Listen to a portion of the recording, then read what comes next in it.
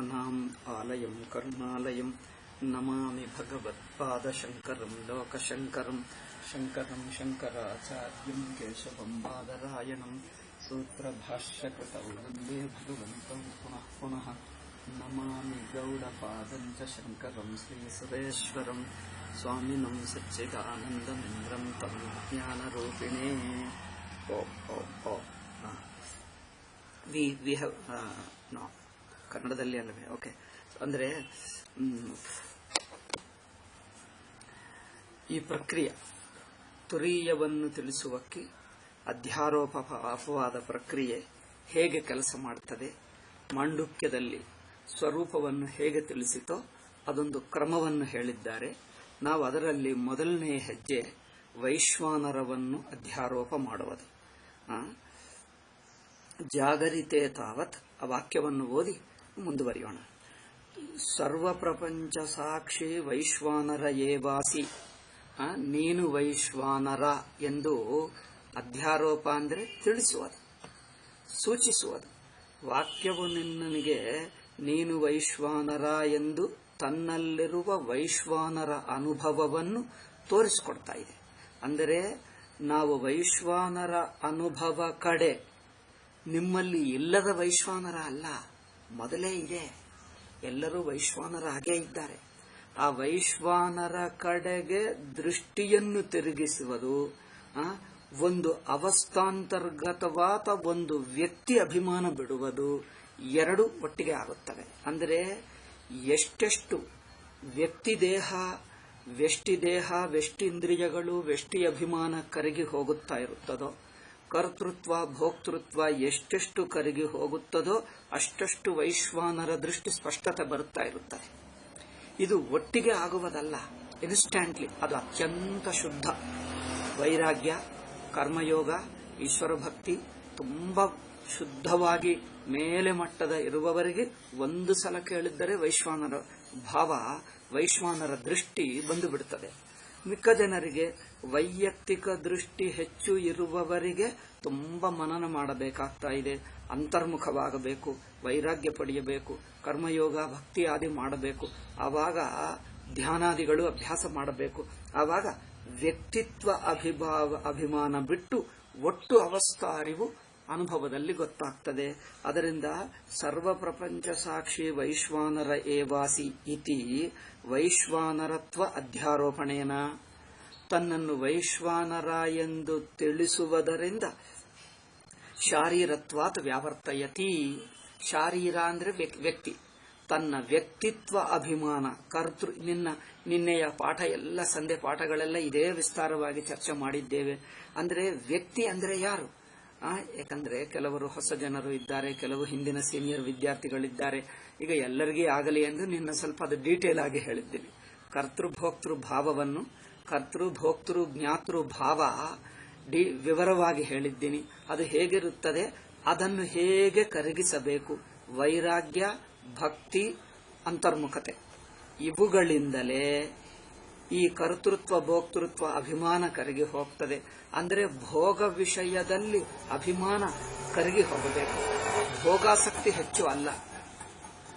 ಅದಕ್ಕೋಸ್ಕರ ನೋಡಿ, ನಮ್ಮ ಸಂಸ್ಕೃತಿಯಲ್ಲಿ ದಾನಕ್ಕೆ ಬೆಲೆ ಕೊಟ್ಟರು, ತಪಸ್ಸುಗೆ ಬೆಲೆ ಕೊಟ್ಟರು. ಉಪವಾಸ ಮಾಡುವುದು, ಯಜ್ಞಯಾಗಾದಿಗಳು ಪೂಜಾದಿಗಳು ಮಾಡುವುದು, ಉಪವಾಸಗಳು, ವ್ರತಗಳು, ಇದೆಲ್ಲ ಏನು ಮಾಡ್ತವೆ?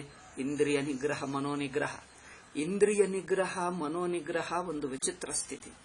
ಅದು ಯಾವುದೋ ಒಂದು ಸಲ ಮಾಡುವವರೆಗೂ ಅದು ರುಚಿ ಗೊತ್ತಾಗಲ್ಲ. ತಪಸ್ಸಿನಲ್ಲಿ ರುಚಿ ಇರುತ್ತದೆ ಗೊತ್ತಾ? ತಪಸ್ಸಿನಲ್ಲಿ ಇಂದ್ರಿಯಕ್ಕೆ ಆಯಾಸ ಆಗಬಹುದು, ಮನಸ್ಸಿಗೆ ಒಂದು ಬಗೆಯಾದ ಸಾತ್ವಿಕ ಆನಂದ ಬರುತ್ತದೆ. ಉಪವಾಸದಲ್ಲಿ, ತ್ಯಾಗದಲ್ಲಿ, ಕಷ್ಟಪಡುವುದರಲ್ಲಿ, ನೀವು ಲೌಕಿಕ ಕೆಲಸ ಆದರೂ, ನೀವು ಜವಾಬ್ದಾರಿ ತಗೊಂಡು ಸಾಮಾಜಿಕ ಕೆಲಸ, ನಿಮ್ಮ ಉದ್ಯೋಗ ಕೆಲಸ, ನೀವೊಂದು ಮ್ಯಾನೇಜರೋ ಆಫೀಸರೋ ಯಾವುದೋ ಆಗಿದ್ದರೆ, ಯಾವುದೇ ಒಂದು ಜವಾಬ್ದಾರಿ ತಗೊಂಡು ಒಂದು ದೊಡ್ಡ ಫಂಕ್ಷನ್ ಇದೆ, ಅದನ್ನು ತುಂಬಾ ಮ್ಯಾನೇಜ್ ಮಾಡಬೇಕು, ಅಯ್ಯೋ ತುಂಬಾ ಟೆನ್ಷನ್ ಆಗ್ತದೆ. ಬಟ್ ನೀವು ಯಾರನ್ನು ಬೈಯದೆ ಪೇಷಂಟ್ಲಿ ಎಲ್ಲ ಚೆನ್ನಾಗಿ ನಡೆಸಿದ ನಂತರ ಮನಸ್ಸಿಗೆ ಒಂದು ಬದೆಯಾಗ ಒಳ್ಳೆಯದು ಮಾಡಿದ್ದೇವೆ ಎಂದು ತೃಪ್ತಿ ಬರುತ್ತದೆ ನೋಡಿ. ಅದು ಲೌಕಿಕ ಕೀರ್ತಿ ಅಲ್ಲ, ಹಣ ಅಲ್ಲ, ಭೋಗ ಅಲ್ಲ. ಅದು ಮನಸ್ಸಿಗೆ ನಾನು ಒಳ್ಳೆಯ ಕೆಲಸ ಮಾಡಿದೆ, ಧಾರ್ಮಿಕ ಕೆಲಸ ಮಾಡಿದೆ ಎಂದು ನಿಸ್ವಾರ್ಥವಾಗಿ ಮಾಡಿದರಲ್ಲಿ ಒಂದು ತೃಪ್ತಿ ಬರುತ್ತದೆ ನೋಡಿ, ಅದು ಸಾತ್ವಿಕಾನಂದ. ಆ ಸಾತ್ವಿಕಾನಂದ ಹೆಚ್ಚೆಚ್ಚು ಪಡ್ಕೊಂಡರೆ ಭೋಗ ಆನಂದ, ಮಮಕಾರ ಸುಖ, ಈ ಆಸಕ್ತಿಗಳು ಅಭಿಮಾನಗಳು ಬಿಡುತ್ತವೆ. ಅದಕ್ಕೋಸ್ಕರ ಯಾವ ಸಂಸ್ಕೃತಿಯಲ್ಲಿ, ಯಾವ ಸಮಾಜದಲ್ಲಿ ಸಾತ್ವಿಕ ಆನಂದಗಳಿಗೆ ಹೆಚ್ಚಿನ ಬೆಲೆ ಇರುತ್ತದೋ, ಯಾವ ಮತ, ಯಾವ ಸಮಾಜದಲ್ಲಿ ಸಂಗೀತ, ಸಾಹಿತ್ಯ, ಪರೋಪಕಾರ, ನಿಸ್ವಾರ್ಥ ಸೇವಾ ಇವುಗಳಿಗೆ ಬೆಲೆ ಇಲ್ಲವೋ ಆ ಸಮಾಜ ಸಂಸ್ಕೃತಿ ಆಸುರ ಸಂಸ್ಕೃತಿ. ಏಕೆ? ಪರೋಪಕಾರ, ತ್ಯಾಗ ಮಾಡುವುದು ಇದೆಲ್ಲ ಬಿಡಿಸಿ ಏನೋ ಬಲವಂತವಾಗಿ ಒಂದು ಮಾಡುವುದು, ಬಲವಂತವಾಗಿ ಕೆಲವು ಭೋಗಗಳನ್ನು ಪರ್ಮಿಟ್ ಮಾಡುವುದು. ಈಗ ಇವು ಮಾತ್ರವೇ ಅನುಭವಿಸಬೇಕು ಅಂದರೆ ಭೋಗಗಳು ಅಥವಾ ಬಲವಂತವಾಗಿ ಅವರ ಮೇಲಿನ ಒಂದು ಆಜ್ಞೆಯನ್ನು ಪಾಲಿಸುವುದು ಅಥವಾ ಹೋಗಿ ಯುದ್ಧ ಮಾಡಿ ಸತ್ತು ಹೋಗುವುದು. ಇಷ್ಟೇ ಇದ್ದರೆ ಯುದ್ಧದಲ್ಲಿ ಸಾತ್ವಿಕ ಯುದ್ಧವೂ, ಪರೋಪಕಾರ ನಿಸ್ವಾರ್ಥ ಯುದ್ಧವೂ ಇದೆ. ಅರ್ಜುನನಿಗೆ ಹೇಳಿದ ಹಾಗೆ ಕರ್ಮಯೋಗ ಪರವಾಗಿರುವ ಯುದ್ಧವೂ ಇದೆ. ಬಟ್ ತಾಮಸ ಯುದ್ಧವೂ ಇರುತ್ತದೆ. ಎಲ್ಲ ಯುದ್ಧಗಳೇನು ಸಾತ್ವಿಕವಲ್ಲ. ತಾಮಸ ಯುದ್ಧಗಳೆಂದರೆ ಮನುಷ್ಯನಲ್ಲಿ ತಾಮಸ ಭಾವವನ್ನು ಎಬ್ಬಿಸಿ, ತಾಮಸ ಅಂದ್ರೆ ಏನು? ಹೇಗಾದರಾಗಲಿ, ಡೆಸ್ಪರೇಟ್ಲಿ ಅಂದ್ರೆ ಏನು? ಒಂದು ಬ್ಲೈಂಡ್ ಆಗಿ ಅವರನ್ನು ಸಾಯಿಸ್ತೀನಿ, ನಾನು ಸತ್ತು ಹೋದ್ರೆ ಪರವಾಗಿಲ್ಲ, ಮಾಡೇ ಮಾಡ್ತೇನೆ ಅಂದ್ರೆ ಒಂದು ದುಸ್ಸಾಹಸ ರೂಪ ಕರ್ಮ. ಕ್ಷತ್ರಿಯರಿಗೆ, ಅರ್ಜುನನಿಗೆ ಯುದ್ಧ ಮಾಡುವಕ್ಕೆ ಕೊಟ್ಟಿದ್ದು ಅತ್ಯಂತ ಸಾತ್ವಿಕವಾದ ನಿಷ್ಕಾಮವಾದ ಕರ್ಮ. ಆ ನಿಷ್ಕಾಮದಲ್ಲಿ ಅಭಿಮಾನವನ್ನು ಗಟ್ಟಿಗೊಳಿಸುವುದಕ್ಕಲ್ಲ, ಒಂದು ಬ್ಲೈಂಡ್ ಸಾಹಸವನ್ನು, ಕುರುಡು ಸಾಹಸವನ್ನು ಮಾಡುವುದಲ್ಲ. ಅದು ಒಂದು ಸಾತ್ವಿಕತಾ ನಿಷ್ಕಾಮ. ಅದರ ಈಶ್ವರ ಭಾವವನ್ನು ತಂದು ನಾನು ನನ್ನದು ಅಭಿಮಾನ ಬಿಡಿಸಿ ಬಟ್ ಅದೇ ಯುದ್ಧ ರಾಜಸ ಯುದ್ಧ ಇರುತ್ತದೆ. ಎಂದು ನಮ್ಮ ದೇಶ ಗೆಲ್ಲಬೇಕು, ಇನ್ನೊಬ್ಬರ ದೇಶವನ್ನು ದೋಚ್ಕೊಳ್ತೀವಿ, ಅದು ರಾಜಸ ಯುದ್ಧ. ಸುಮ್ಮನೆ ನಮ್ಮ ದೇಶ ಇಲ್ಲ, ಇನ್ನೊಬ್ಬರದಲ್ಲ, ನಾವು ಸತ್ತು ಹೋದರೂ ಪರವಾಗಿಲ್ಲ, ನಮಗೆ ಸ್ವರ್ಗ ಸಿಗ್ತದೆ, ಅವರನ್ನು ಸಾಯಿಸ್ತೀವಿ, ನಾವು ಸತ್ತು ಹೋಗ್ತೀವಿ, ಡಸನ್ ಮ್ಯಾಟರ್, ಎಲ್ಲಕ್ಕೆ ರೆಡಿ, ಎರಡೂ ನಾಶವೇ ಆಗಲಿ, ಅವರು ಸತ್ತು ಹೋಗ್ತಾರೆ, ನಾವು ಸತ್ತು ಹೋಗ್ತೀವಿ, doesn't matter. This is called ತಾಮಸ. ಇದು ನಾನೇನು ಹೇಳ್ತಾ ಇಲ್ಲ, ಭಗವದ್ಗೀತೆಯಲ್ಲೇ ಇದೆ. ಅಂದರೆ ಭಗವದ್ಗೀತೆಯಲ್ಲಿ ಈ ಹೇಳಿರುವ ಶ್ಲೋಕಕ್ಕೆ ಶಂಕರಾಚಾರ್ಯರು ಸುಮ್ಮನೆ ಶಬ್ದಾರ್ಥ ಹೇಳಿಕೊಟ್ಟು ಬಿಟ್ಟರು. ಅನಂತರ ನಮ್ಮ ದುರದೃಷ್ಟವೇನು ಹಿಂದೂಗಳದು, ವ್ಯಾಖ್ಯಾನಕಾರರು ಇದಕ್ಕೆ ಆಧುನಿಕ ಸಾಮಾಜಿಕ ಜೀವನದಲ್ಲಿರುವಂತ ಉದಾಹರಣೆಗಳನ್ನು ಸೇರಿಸಬೇಕಿತ್ತು. ನನ್ನನ್ನು ಕೇಳಿದ್ದರೆ ಯುದ್ಧ ಅಂದರೆ ಸಾಮಾನ್ಯ ಜಗಳದಿಂದ ಶುರು ಮಾಡಿ ನ್ಯಾಷನಲ್ ಇಂಟರ್ನ್ಯಾಷನಲ್ ಯುದ್ಧಗಳವರೆಗೂ, ರಿಲಿಜಿಯಸ್ ಯುದ್ಧಗಳು, ಜಗಳಗಳವರೆಗೂ ಎಲ್ಲವನ್ನು ನಾನು ಸಮೀಕ್ಷೆ ಮಾಡುತ್ತಿದ್ದೆ. ನಾನು ಭಗವದ್ಗೀತಕ್ಕೆ ವ್ಯಾಖ್ಯಾನ ಮಾಡಿದ್ದರೆ ತಾಮಸ, ರಾಜಸ, ಸಾತ್ವಿಕ, ಅದೇ ಜಗಳ, ಸಾತ್ವಿಕ ಜಗಳ ಹೇಗಿರುತ್ತದೆ, ರಾಜಸ ಜಗಳ ಹೇಗಿರುತ್ತದೆ, ಸಾತ್ವಿಕ ಜಗಳ ಹೇಗೆ, simple verbal dispute also. Verbal dispute, ಸಾತ್ವಿಕ ಡಿಸ್ಪ್ಯೂಟ್, ಚರ್ಚಾ, ಒಂದು healthy discussion, very loving and healthy discussion ಹೇಗಿರುತ್ತದೆ, ಡಿಸ್ಕಷನ್ ಅಂಡ್ ಡಿಬೇಟು. ರಾಜಸ ಚರ್ಚಾ ಹೇಗಿರುತ್ತದೆ, ತಾಮಸ ಚರ್ಚೆ ಆಗಲ್ಲ, ಅದು ಜಗಳನೇ ಆಗಿಬಿಡ್ತದೆ, ವರ್ಬಲ್ ಜಗಳ ಆಗುತ್ತದೆ. ಕುಟುಂಬದಲ್ಲಿ ಜಗಳಗಳಾಗುತ್ತವೆ, ಪತಿ ಪತ್ನಿಯಲ್ಲಿ ಜಗಳ ಆಗುತ್ತವೆ, ಪೇರೆಂಟ್ಸ್ ಮಕ್ಕಳಲ್ಲಿ ಆಗುತ್ತವೆ, ಕುಟುಂಬ ಮಧ್ಯೆ ಆಗುತ್ತದೆ, ಆಫೀಸಿನಲ್ಲಿ ಆಗುತ್ತವೆ, ಪಬ್ಲಿಕ್ನಲ್ಲಿ ಆಗುತ್ತವೆ, ದೇಶಗಳ ಮಧ್ಯೆ ಆಗುತ್ತದೆ. ಎಲ್ಲಾ ಬಗೆಯಾದ ಜಗಳಗಳು, ಯುದ್ಧಗಳು, ಪರಸ್ಪರಗಳನ್ನೆಲ್ಲ ಸಾತ್ವಿಕ, ರಾಜಸ, ತಾಮಸಕ್ಕೆ ನಾವು ಕ್ಲಾಸಿಫೈ ಮಾಡಬೇಕು. ಅದರ ಕ್ವಾಲಿಟೇಟಿವ್ ನೋಡಿ, ಅದರ ಮೋಟಿವ್, ಅದರ ಉದ್ದೇಶ, ಅದರ ಆದರ್ಶ, ಅವರ ಹೃದಯದ ಗುಣ. ಆದರ್ಶ ಒಳ್ಳೆಯದಾಗಬೇಕು, ಹೃದಯದ ಗುಣ ಶುದ್ಧವಾಗಬೇಕು, ಅವಲಂಬಿಸುವ ಪದ್ಧತಿಯು ವ್ಯಾಲ್ಯೂ ಸಮೇತ ಸತ್ಯ, ಹಿಂಸ, ಸದ್ಗುಣಗಳ ಪರೋಪಕಾರ ದೃಷ್ಟ್ಯ, ಸಮಷ್ಟಿ ಕಲ್ಯಾಣ, ಲೋಕಾನುಗ್ರಹ ದೃಷ್ಟ್ಯ ಇರಬೇಕು. ಆವಾಗ ಅದು ಸಾತ್ವಿಕ ಆಗುತ್ತದೆ. ಏನು ಹೇಳಿಬಿಟ್ಟರಂದ್ರೆ, ಸಾತ್ವಿಕ ಅಂದ್ರೆ ಏನು ಮಾಡದೇ ಇರುವುದು, ಜಗಳ ಮಾಡಿದರೆ ಸೋತು ಹೋಗುವುದು, ಅವರು ನಾಶ ಮಾಡಿದ್ದರೂ ಹಾಗೆ ಇರುವುದು ಸಾತ್ವಿಕ ಎಂದು ಹೇಳಿಬಿಟ್ಟರು. ಇದು ತುಂಬಾ ಅವಿವೇಕ ಆಗಿಬಿಟ್ಟಿತು ನೋಡಿ. ಜಗಳ ಸಾತ್ವಿಕವೂ ಆಗುತ್ತದೆ, ಅತ್ಯಂತ ನಿಷ್ಕಾಮವಾದ ಕರ್ಮಯೋಗ ರೂಪವೂ ಯುದ್ಧ ಆಗುತ್ತದೆ ಅಲ್ಲವೇ? ಕರ್ಮಯೋಗ ರೂಪ ಯುದ್ಧ, ಭಗವದ್ ಭಕ್ತಿ ರೂಪ ಯುದ್ಧವೂ ಆಗುತ್ತದೆ. ಮತ್ತೆ ಅತ್ಯಂತ ಪಾಮರ ಯುದ್ಧವೂ ಆಗುತ್ತದೆ, ದುಷ್ಟ ಆಸುರ ಯುದ್ಧನೂ ಆಗುತ್ತದೆ. ಆಸುರ ಯುದ್ಧ, ಮಾನುಷ ಯುದ್ಧ, ಸಾತ್ವಿಕ ಯುದ್ಧ, ದೇವತಾ ಯುದ್ಧ, 3 ಬಗೆ. ಯುದ್ಧ ಅಂದ್ರೆ ಯುದ್ಧವೇ ಅಲ್ಲ, ಸಾಮಾನ್ಯ ಜಗಳಗಳು, ವರ್ಬಲ್ ಡಿಸ್ಪ್ಯೂಟ್ಗಳು, ಈವನ್ ರಿಟರ್ನ್ ಡಿಸ್ಪ್ಯೂಟ್ಗಳು ಎಲ್ಲವಾಗ್ತವೆ. ಈವನ್ ಪಾರ್ಲಿಮೆಂಟ್ ಚರ್ಚೆಗಳು, ಸಾತ್ವಿಕ, ರಾಜಸ, ತಾಮಸ.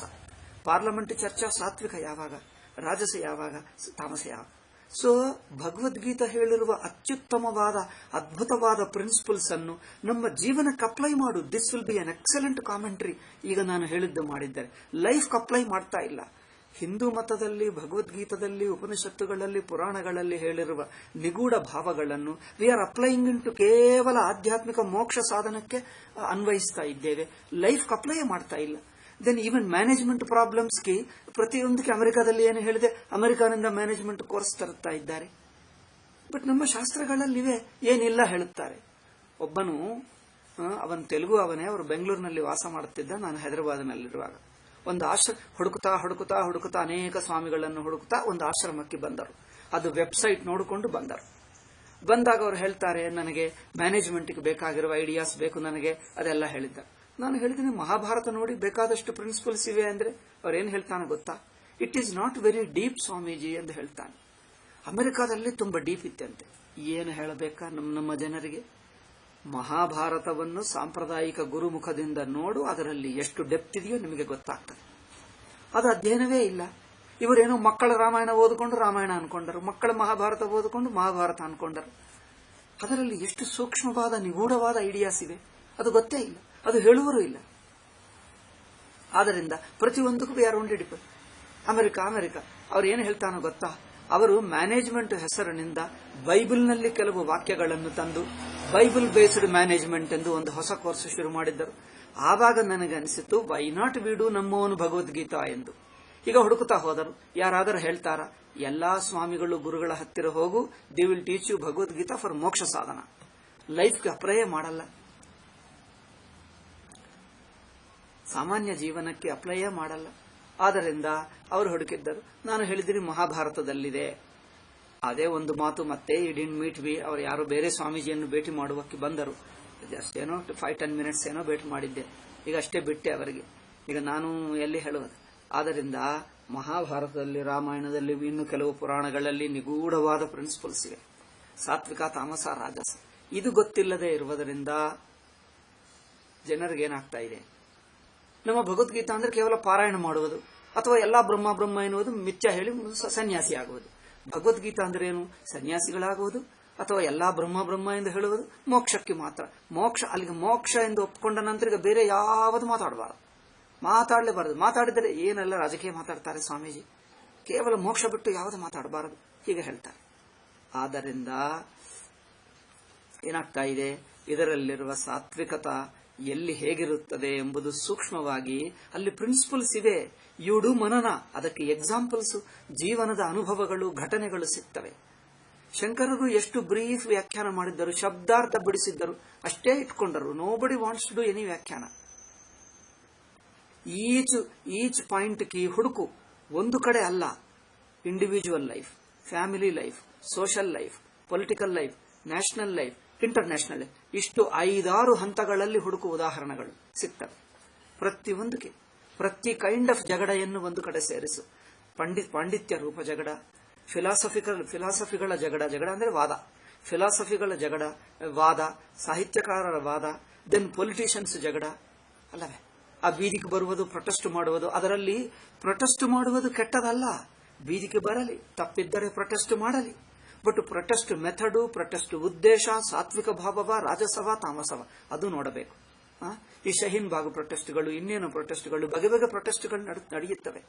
ಇದೆಲ್ಲ ಮತ್ತೆ ಇದು ಮಾತಾಡಿದ್ದರೆ ಒಬ್ಬ ರಾಜಕೀಯ ಹೇಳ್ತಾರೆ. ಸಾತ್ವಿಕ, ರಾಜಸ, ತಾಮಸ ಯೋಚನೆ ಮಾಡಬೇಕು. ಇದರಲ್ಲಿ ಸಾತ್ವಿಕವೂ ಇರುತ್ತದೆ, ರಾಜಸವೂ ಇರುತ್ತದೆ, ತಾಮಸವೂ ಇರುತ್ತದೆ. ಅರ್ಜುನನಿಗೆ ಯುದ್ಧ ಹೇಳಿದ್ದು ಏಕೆ? ಸಾತ್ವಿಕ ಭಾವದಿಂದ ಮಾಡಪ್ಪ ಎಂದು ಹೇಳಿದ್ದ. ಎಲ್ಲವೂ ಮಾಡು, ಎವ್ರಿಥಿಂಗ್ ಯು ಅನಲೈಸ್. ಅದರ ಕ್ವಾಲಿಟೇಟಿವ್ ನೋಡು. ಅದು ಮಾಡುತ್ತಾ ಇದ್ದರೆ ಹೃದಯವನ್ನು ಶುದ್ಧ ಮಾಡುತ್ತದೆ, ಅಂತರ್ಮುಖ ಮಾಡುತ್ತದೆ. ಆದ್ದರಿಂದ ಏಕೆಂದ್ರೆ ನಾವು ಕರ್ತೃತ್ವ ಭೋಕ್ತೃತ್ವ ಕರಗಿಸಿ ಸಾತ್ವಿಕಗೊಳಿಸಬೇಕು. ನಾವು ಜೀವನದ ಪೂರ್ವಕಾಲದಲ್ಲಿ ಬ್ರಾಹ್ಮಣರಿಗೆ ಸಾತ್ವಿಕ ವೃತ್ತಿಗಳನ್ನೇ ಕೊಟ್ಟರು. ಅವರು ರಾಜಸ ಉದ್ಯೋಗ ಮಾಡಬಾರದು, ಯುದ್ಧಕ್ಕೆ ಹೋಗಬಾರದು, ಹಣ ಸಂಪಾದಿಸಬಾರದು. ಯಾವುದು ಎಲ್ಲಿ ರಾಜಸ ಬರುತ್ತದೋ ಆ ಕೆಲಸನೂ ಮಾಡಬಾರದು, ತಾಮಸ ಕೆಲಸ ಅಂತೂ ಮಾಡಲೇಬಾರದು. ಕೇವಲ ಬ್ರಾಹ್ಮಣರಿಗೆ ಸಾತ್ವಿಕ ವೃತ್ತಿಗಳು ಕೊಟ್ಟರು. ಅದರಿಂದ ಅವರು ಅದೇ ಜೀವನ ಮಾಡಿ ಕೆಲವು ದಿವಸಕ್ಕೆ ಅಂತಃಕರಣ ಶುದ್ಧಿ ಆಗ್ತದೆ. ಈಗ ಆವಾಗ ಅವರು ಸನ್ಯಾಸ ತಗೊಳ್ಳಬಹುದು. ಬ್ರಾಹ್ಮಣರಿಗೆ ಸನ್ಯಾಸಾಧಿಕಾರ, ಮಿಕ್ಕ ಜನರಿಗೆ ಇಲ್ಲ ಎಂದು ಹೇಳಿದ್ದಾರೆ. ಏಕೆ ಅಂದ್ರೆ ಮಿಕ್ಕ ಜನರ ವೃತ್ತಿ ಎಲ್ಲ ರಾಜಸ ತಾಮಸಮಯವಾಗುತ್ತದೆ. ಈಗಿನ ಕಾಲದಲ್ಲಿ ಏನು ಹೇಳುತ್ತಾ ಇದ್ದಾರೆ, ಎಲ್ಲರೂ ಸಮಾನ, ಎಲ್ಲರೂ ಏನಾದರೂ ಮಾಡಬಹುದು. ಆಯಿತು, ಎಲ್ಲರೂ ಏನಾದರೂ ಮಾಡಬಹುದು, ಒಪ್ಕೊಳ್ಳಿ. ಆದರೆ ಮಿಕ್ಕ ಎಲ್ಲಾ ಜಾತಿಯವರಲ್ಲಿ ಕೆಲವರು ಸಾತ್ವಿಕರಿದ್ದಾರೆ. ಆದರೆ ಮರವರು ನಿಮ್ಮ ವೃತ್ತಿ ಧರ್ಮ ಹೇಳಬೇಕು. ನೀವು ಸಾತ್ವಿಕನಾಗಬೇಕಂದರೆ ನಿಮ್ಮ ಗವರ್ನಮೆಂಟ್ ಉದ್ಯೋಗ ಆಗಲಿ, ಪ್ರೈವೇಟ್ ಆಗಲಿ, ನಿಮ್ಮ ಬಿಸ್ನೆಸ್ ಆಗಲಿ ಹೇಗೆ ಸಾತ್ವಿಕ ಮಾಡಬೇಕು. ನಮ್ಮ ಬಿಸ್ನೆಸ್ ಅಲ್ಲ, ಡೋಂಟ್ ಟಾಕ್ ಆಫ್ ಆಲ್ ಧರ್ಮ ಗಿರ್ಮಾನ್. ದೆನ್ ಎಲ್ಲಾ ಕಾಸ್ಟ್ಗಳು ಸಮಾನ, ಎಲ್ಲರೂ ಮೋಕ್ಷಕ್ಕೆ ಅಧಿಕಾರಿ ಅಂದ್ರೆ ದೆನ್ ಡೂ ಇಟ್ ಲರ್ನ್ ಸಾತ್ವಿಕ even business also. Even in ವಾರ್ನಲ್ಲಿ, ಪ್ರೊಟೆಸ್ಟ್ ನಲ್ಲಿ, ಪೊಲಿಟಿಷಿಯನ್ ನಲ್ಲಿ, ಪಾರ್ಲಿಮೆಂಟ್ ಡಿಸ್ಕಷನ್ ನಲ್ಲಿ ಬಿ ಸಾತ್ವಿಕ. ನೋನು ಅದು ನಮಗೆ ಬೇಡ. ಇದೇನಪ್ಪ ಸಾತ್ವಿಕ ವೃತ್ತಿ ಕೊಟ್ಟಿ ಬ್ರಾಹ್ಮಣರಿಗೂ ಅವರಿಗೆ ಸನ್ಯಾಸಾಧಿಕಾರ, ಸರ್ವಸಂಗ ಪರಿತ್ಯಾಗ, ಮೋಕ್ಷ ಇಟ್ಟು ಮರಿ ಎಲ್ಲಾ ಜಾತಿಯವರಿಗೆ ಬೇಕು ಅಂದ್ರೆ ಎಲ್ಲಾ ಜಾತಿಯವರು ಸಾತ್ವಿಕವಾಗಿ ಮಾಡು. ದೆನ್ ಎಲ್ಲಾ ವೃತ್ತಿಗಳು ಹೇಗೆ ಸಾತ್ವಿಕ ಮಾಡಬೇಕು. ಈವನ್ ಜರ್ನಲಿಸಂ ಆಗಲಿ, ಈವನ್ ಟಿವಿ ಡಿಬೇಟ್ಸ್ ಆಗಲಿ ಸಾತ್ವಿಕವಾಗಿ ಹೇಗೆ ಮಾಡಬೇಕು. ಎವ್ರಿಥಿಂಗ್ ಸಾತ್ವಿಕ ಇರಬೇಕು. ಆವಾಗಲೇ then you will be a real great man, saintly man. Then ಎಲ್ಲಾ ವೃತ್ತಿಗಳು ಸಾತ್ವಿಕ ಹೇಗೆ, ರಾಜಸ ಹೇಗೆ, ತಾಮಸ ಹೇಗೆ, ಪ್ರತಿ ವೃತ್ತಿಯನ್ನು ಯೋಚನೆ ಮಾಡಬೇಕು. ಅದು ಮಾಡಬಾರದಂತೆ. ಯಾಕಂದ್ರೆ ಅವರು ವೃತ್ತಿ ಬೇರೆ ಅಂತೆ. ಅಲ್ಲಿ ಸ್ವಾಮೀಜಿ ನಮ್ಗೆ ಹಾಗಿರುತ್ತದೆ, we have to be rough and tough and we have to tell lies sometimes ಯಾರು ಕೇಳಲ್ಲ. You can defend to be ತಾಮಸ ಆಗಿರುವುದಕ್ಕೆ, ರಾಜಸವಾಗಿರುವುದಕ್ಕೆ ನೀವು ಸಮರ್ಥಿಸಿಕೊಳ್ತೀರಿ. ಹಾಗಾದ್ರೆ ನಿಮ್ಗೆ ಮೋಕ್ಷಕ್ಕೆ ಯೋಗ್ಯತೆ, ಮೋಕ್ಷಕ್ಕೆಲ್ಲರಿಗೂ ಅಧಿಕಾರ. ಇದೇನಪ್ಪ ಡಬಲ್ ಟೈಂಗು. ನೀವೇನೋ ರಾಜಸ ಕೆಲಸನೇ ತಾಮಸ ಕೆಲಸನೇ ಮಾಡ್ತೀವಿ ಅಂತ ಹೇಳ್ತೀವಿ, ಮತ್ತೆ ನಾವು ಮೋಕ್ಷಕ್ಕೆ ಅಧಿಕಾರ ಕೊಡಬೇಕು. ಮೋಕ್ಷ ಅಂದ್ರೆ ಇದೇನು, ಎಲ್ಲರಿಗೂ ಅಧಿಕಾರ ಅಂದ್ರೆ ಏನದು ಆಧಾರ್ ಕಾರ್ಡ್ ಅನ್ಕೊಂಡಿದ್ದು ಎಲ್ಲರಿಗೂ ಕೊಟ್ಟು ಬಿಡುವುದು ಎನ್ನುವುದಕ್ಕೆ. ಆಧಾರ್ ಕಾರ್ಡ್ ಎಲ್ಲರಿಗೂ ಕೊಡುವುದಕ್ಕೆ. ಸನ್ಯಾಸ ಅಂದ್ರೆ ಯೋಗ್ಯತೆ ಇರಬೇಕಲ್ಲವೇ. ಆದ್ದರಿಂದ ಸಾತ್ವಿಕವು ಪ್ರತಿ ವೃತ್ತಿಯನ್ನು ಸಾತ್ವಿಕ ಮಾಡು. ನಮ್ಮ ಪ್ರಾಚೀನದಲ್ಲಿದ್ದೇ ಇತ್ತು. ಧರ್ಮವ್ಯಾಧ ಇದ್ದ ಮಹಾಭಾರತದಲ್ಲಿ, ಅರಣ್ಯ ಪರ್ವದಲ್ಲಿ ಒಬ್ಬ ಬ್ರಾಹ್ಮಣ ಪತಿವ್ರತ ಮನೆಗೂ ಭಿಕ್ಷಕ್ಕೆ ಹೋದಾಗ ಅವಳು ಹೇಳ್ತಾಳೆ, ಅಲ್ಲಿ ಒಬ್ಬ ಏನು ಚಂಡಾಲ ಇದ್ದಾನೆ, ಅವರ ಹೆಸರೇ ವ್ಯಾಧ. ಅದೇನು ಹೆಸರು ಹೇಳಲಿಲ್ಲ, ಅವರು ಏನು ಹೆಸರು ಗೊತ್ತಿಲ್ಲ. ಧರ್ಮವ್ಯಾಧ. ಲೌಕಿಕರು ಅವರು ಧಾರ್ಮಿಕವಾದ ಚಂಡಾಲ ಎಂದು ಹೇಳುತ್ತಿದ್ದರು. ಧಾರ್ಮಿಕ ಚಂಡಾಲ. ಧರ್ಮವ್ಯಾಧ ಅಂದ್ರೆ ಧಾರ್ಮಿಕ ಚಂಡಾಲ. ಅವನ ಹೆಸರೇ ಧಾರ್ಮಿಕ ಚಂಡಾಲ. ಧಾರ್ಮಿಕ ಅಂದ್ರೆ ಅತ್ಯಂತ ಸಾತ್ವಿಕ, ಸಾಮಾನ್ಯ ಸಾತ್ವಿಕ ಅಲ್ಲ. ಅವರಿಗೆ ಧರ್ಮ ಸೂಕ್ಷ್ಮ ಗೊತ್ತು, ಆಧ್ಯಾತ್ಮಿಕತೆ ಗೊತ್ತು, ಭಕ್ತಿ ಗೊತ್ತು, ಜ್ಞಾನ ಗೊತ್ತು. ಅವರು ಬ್ರಹ್ಮಜ್ಞಾನಿ, ಸಾಮಾನ್ಯನಲ್ಲ, ಚಂಡಾಲ. ಅವರು ಹೇಳ್ತಾರೆ ಅಲ್ಲಿ ಹೋಗಿ ಕಲ್ತುಕೋ ಎಂದು ಹೇಳ್ತಾರೆ. ಅವರು ಮನೆ ಹುಡುಕುತ್ತಾ ಹೋದರೆ ಜನರಿಗೆ ಆಶ್ಚರ್ಯವಾಯಿತು, ಚಂಡಾಲನ ಮನೆ ಹುಡುಕುತ್ತಾ ಇದ್ದಾನೆ ಬ್ರಾಹ್ಮಣರಾಗಿ ಎಂದು. ಆಯ್ತು, ಅವರಿಗೆ ಧೈರ್ಯ ಮಾಡಿ ಹೋದ, ಕಾಲನಿಗೆ ಹೋದ. ಅಲ್ಲಿ ಹೋಗಿ ಅವರು ಮನೆ ಹುಡುಕಿದ. ಅವರು ಬಂದರೆ, ಅಯ್ಯೋ ಬ್ರಾಹ್ಮಣರು ನಮ್ಮ ಮನೆಗೆ ಬಂದ ಎಂದು ಆದರದಿಂದ ಅವರು ಕರೆದು ಕೂರಿಸಿ ಪ್ರಶ್ನೆ ಮಾಡಿದ್ದರೆ, ಅವರು ಇಂಟರ್ವ್ಯೂ ಮಾಡಿದ್ದರೆ ಹೌ ಹಿ ಟಾಕ್ಸ್ ಆಲ್ ವೇದಾಂತ. ಅದ್ಭುತವಾದ ತಿಳುವಳಿಕೆ.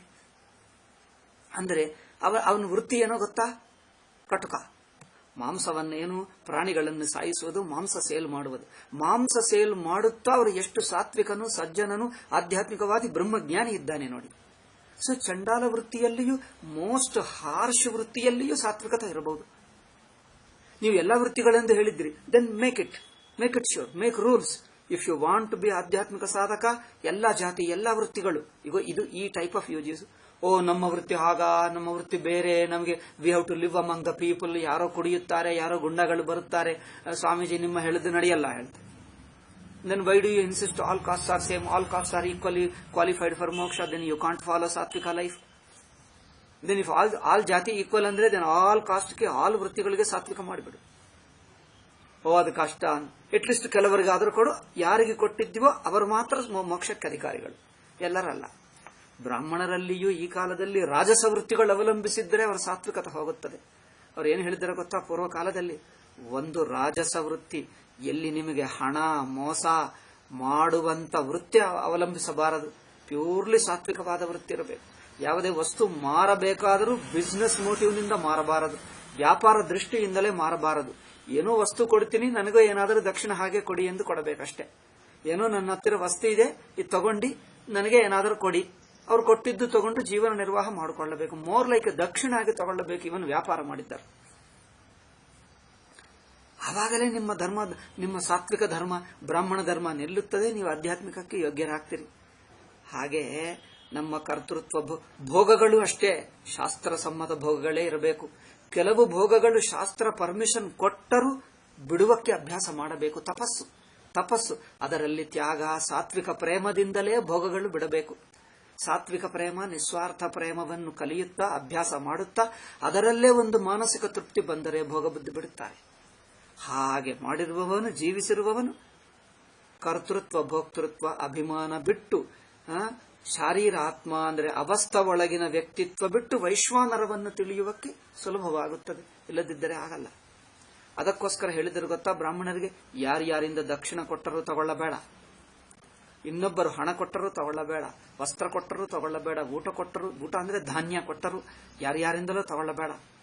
ಸಜ್ಜನರು, ಸಾತ್ವಿಕರು, ಧರ್ಮಾತ್ಮರು ಧರ್ಮದಿಂದ ಸಂಪಾದಿಸಿದ್ದೇ ಇದ್ದರೆ ತಗೋ, ಅಥವಾ ಇಲ್ಲದಿದ್ದರೆ ಏನ್ ಮಾಡಬೇಕು, ಅವರು ಆ ಧಾನ್ಯದ ಇದರುತ್ತದೆ ನೋಡಿ, ಹೊಲಗದ್ದಲ, ಅಲ್ಲಿಂದ ಧಾನ್ಯಗಳು ತಗೊಂಡು ಹೋದ ನಂತರ ಕೆಳಗೆ ಸ್ವಲ್ಪ ಸ್ವಲ್ಪ ಬಿದ್ದು ಬಿರುತ್ತವೆ ಧಾನ್ಯಗಳು, ತಾಂತಾನೆ ಬಿದ್ದಿರುತ್ತವೆ.